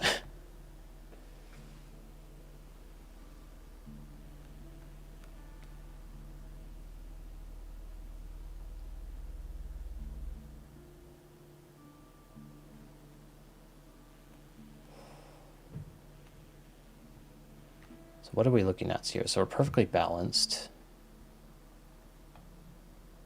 So on the next turn, if I don't put anything here, it will do 3 damage. And then this guy will come in and kill my stunted wolf.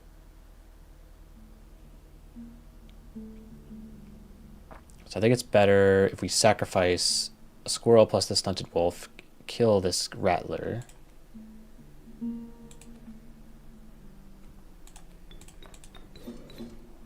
And then just eat the 1 damage from that guy.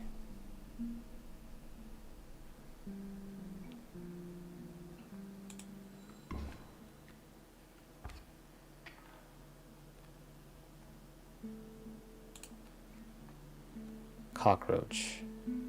Well, that was lucky.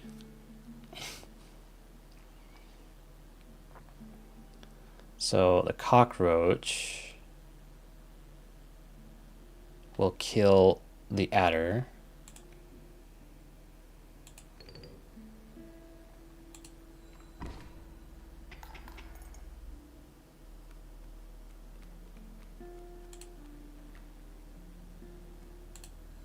And yeah, I think we win.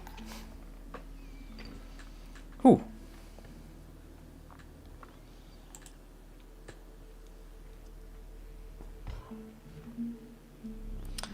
I have the most exquisite pelts. Oh, we have quite a few. The first one's free. So we have 1, 2, 3, 4, 5. So we can get the rabbit pelt or the wolf pelt.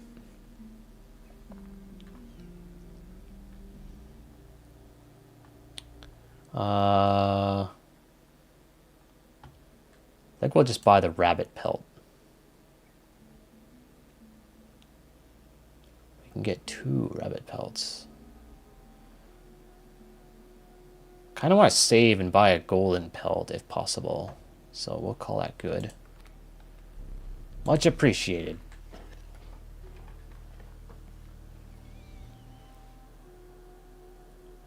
Look at some items. A powerful item. Turn this and I'll skip my next turn. Hell yeah.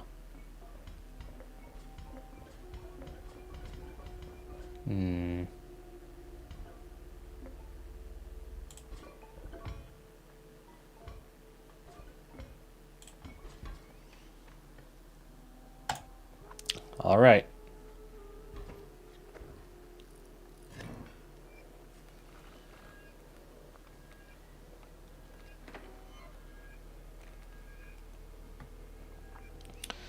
Okay, sparrow, bullfrog, kingfisher. I fucking hate the kingfishers. How do you kill these enemies? A card bearing the sigil submerges itself during its opponent's turn. While submerged, opposing creatures attack its owner directly. How do you kill these?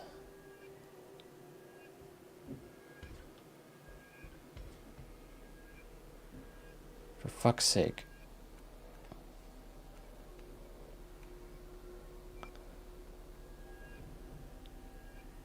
So next turn, we'll do 1 damage. This will do 1 damage. And this will do 1 damage. So 3 damage.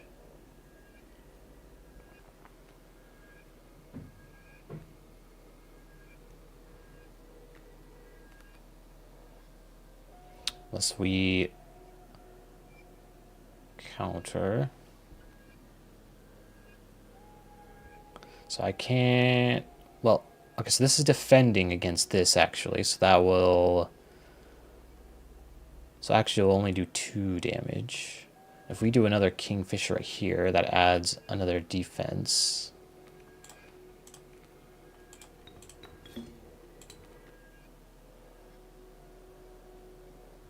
So I guess that works.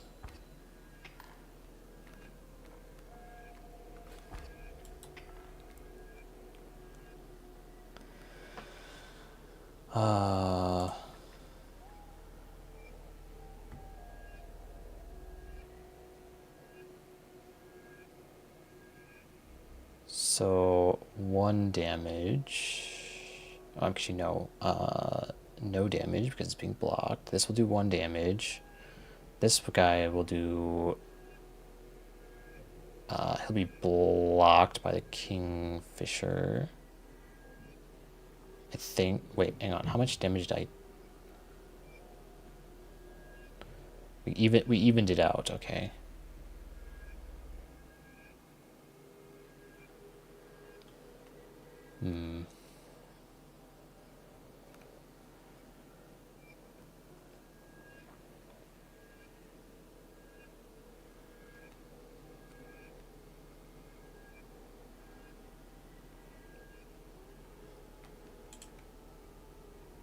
I don't know, I guess do that. then move on.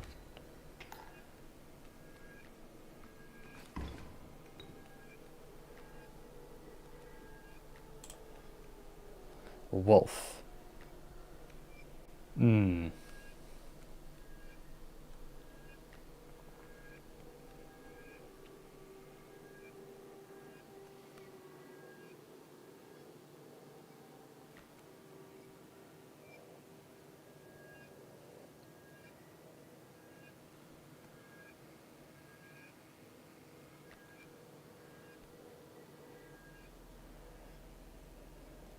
So this does 1 damage. And that does 1 damage. So I think the amoeba can go over there. This will attack directly though. So this will kill this in the next turn. This will attack directly. So 1 damage. This is not in play yet.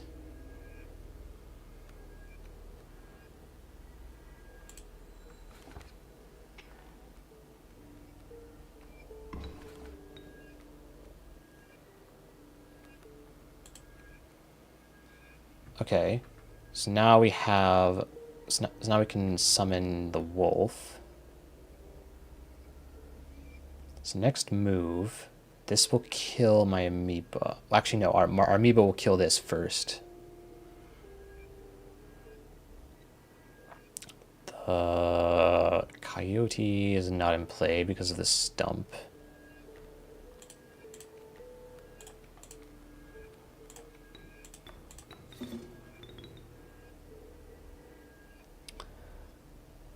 Yeah, we'll put it here. Did I neglect to mention overkill damage? Excess damage is not wasted. It carries over to the next card behind the mangled corpse of the victim. Ah. So it doesn't go to the owner, but it does go to the card behind it. Lucky for you.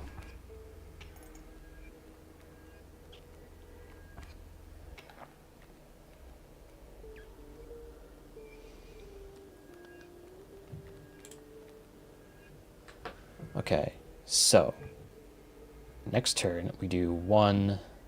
Actually, no, we do 2 damage and then 1 damage to this.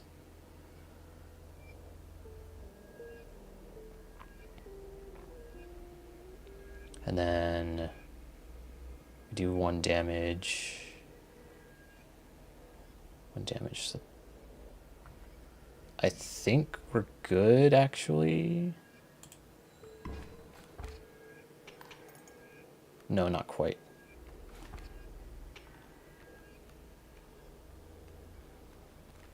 So this...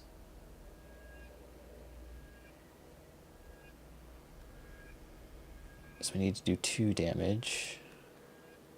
Rattler. Ooh. Oh, I don't have enough bones.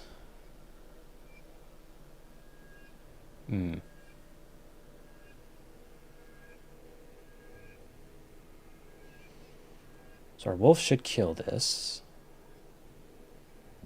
And then...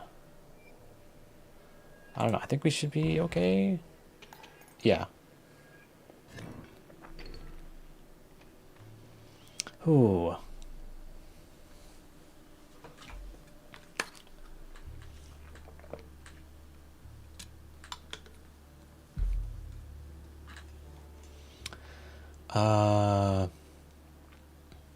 We'll go here. The underappreciated ringworm. Its value is not readily apparent. What is this? Oh, it just re-rolls. Well, that would have been useful to know beforehand. I don't recall making that one. Bell ringer. Huh. The inevitable maggot. They will lurch forth from your hand when your creatures are killed. The tragic rat king. When their tangled bodies become corpses, you will gain 4 bones. Bell ringer.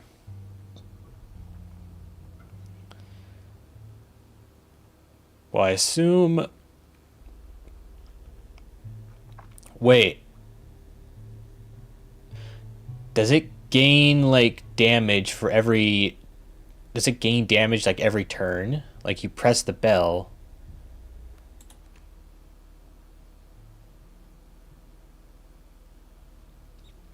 Interesting.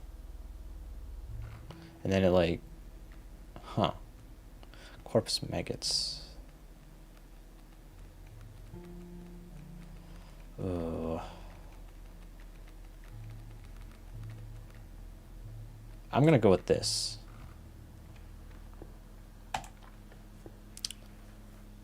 And now, an upgrade. A group of starving survivors stood around a dying campfire. There is room for a creature around the fire, one said. The warmth will enhance its power. I see. Pick something else.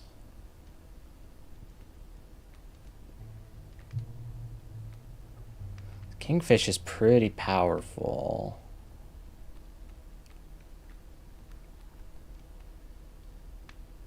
Kingfisher. Hell yeah, the power of the Kingfisher was enhanced by the warmth. As one of the survivors began pulling a knife from their pocket, he withdrew.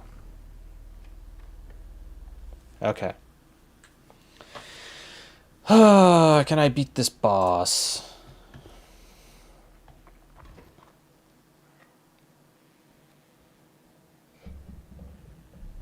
The mud tugged hard at your feet, forcing you to slow your pace. A rank odor caused your stomach to churn and your eyes to water. It was the rotting fish that hung from the branches around you. A huge man approached. Go fish.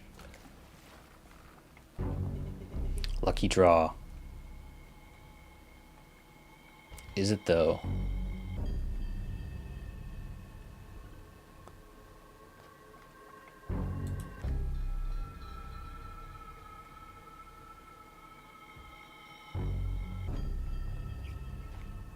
Wingfisher.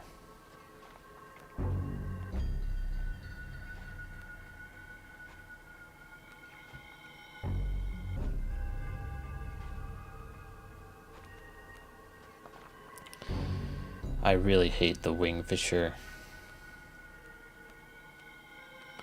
Well, you defend against the Wingfisher, so that's pretty pog.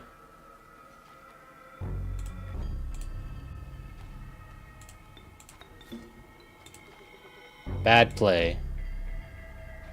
Fuck off. Greater smoke.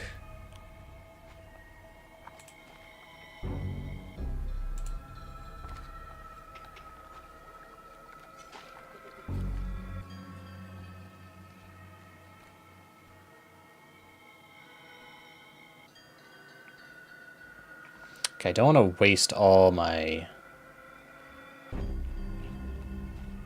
squirrels.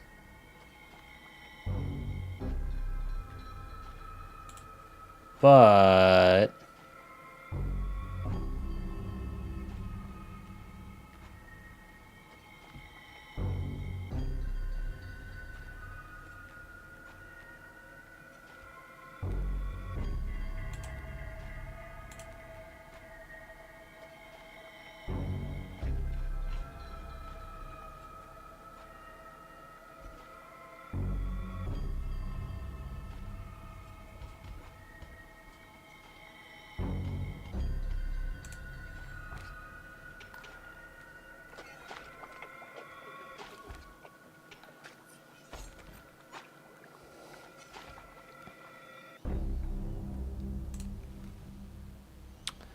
okay.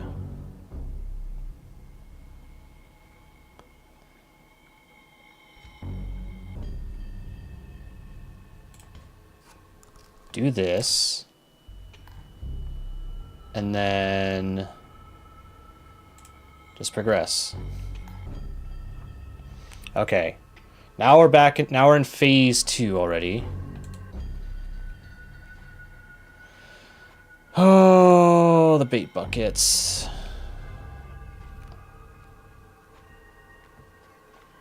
Okay.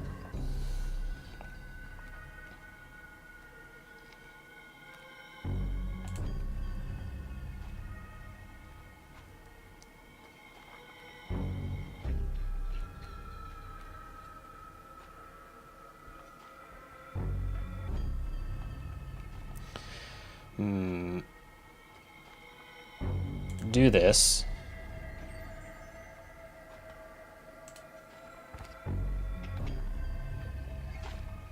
So I didn't activate the bait buckets, but I got 2 attacks in.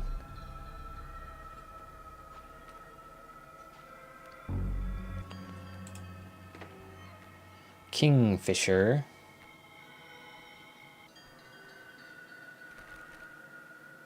That was weird. So it only requires 1 sacrifice, and then I can...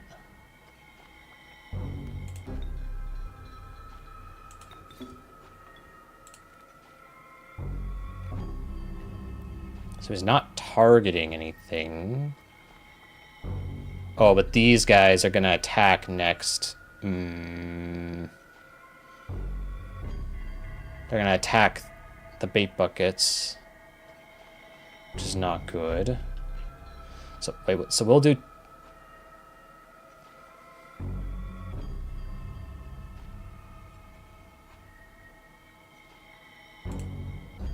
I'll pass my next turn. Go fish.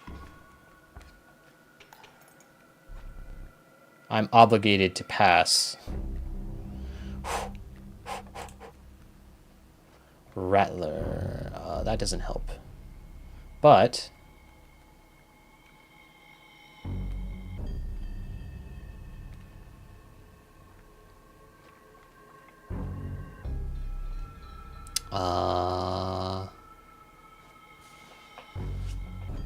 we only need 1 hit, and this is going to attack directly. And we go first, so I think we win. I think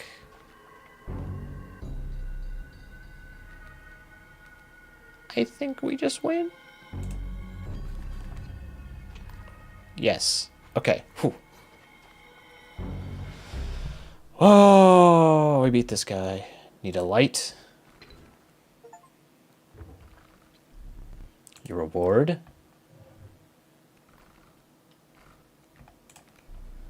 Canine, hooved, reptilian, feathered, insectoid. The amalgam is all. The prudent pack rat never doubt the utility of a well-stocked pack. The holy mantis god, a perfect incarnation of terror.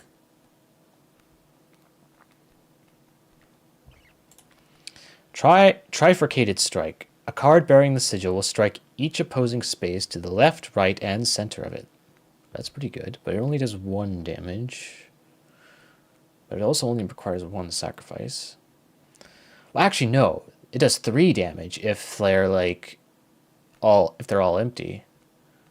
That's actually this is pretty good. It does a maximum of 3 damage with only 1 sacrifice. That's pretty good. Amalgam. 3 attack, 3 health, 2 sacrifice. That's also pretty good. What do you give? Trinket Bearer. When a card bearing the sigil is played, you'll receive a random item as long as your pack is not full. I don't know if I like that as much. It's either the Amalgam or Mantis God. They're both really good.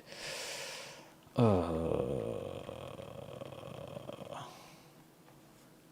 think Mantis God, it's got to be. You considered one of the angler's catches as a meal, but the rank odor deterred you. Dinner would have to wait.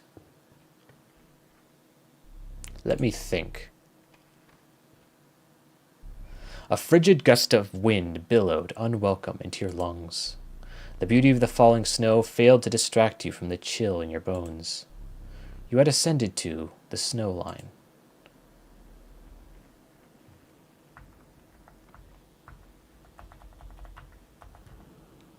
Well then.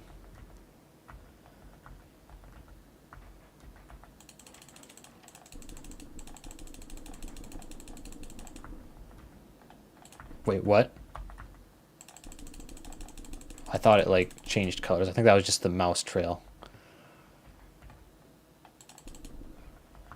Of course, there is some interesting colors going on through the cracks. Is there anything more I can do with that?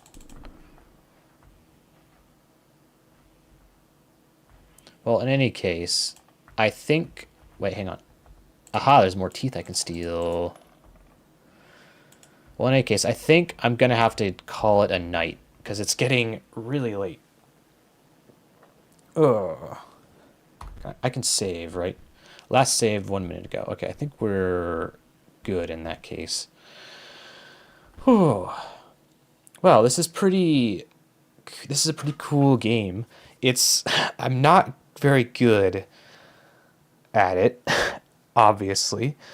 But I think we can persist. In any case, I will keep playing this next week. I think on Sunday I've decided I want to continue Void Stranger. So we'll do that. And then sometime next week we'll continue this game. But yeah, this has been fun. Thank you all so much for watching. Hope you all have a good rest of your night and a good weekend. And yeah. Bye-bye. Bye-bye. Bye-bye.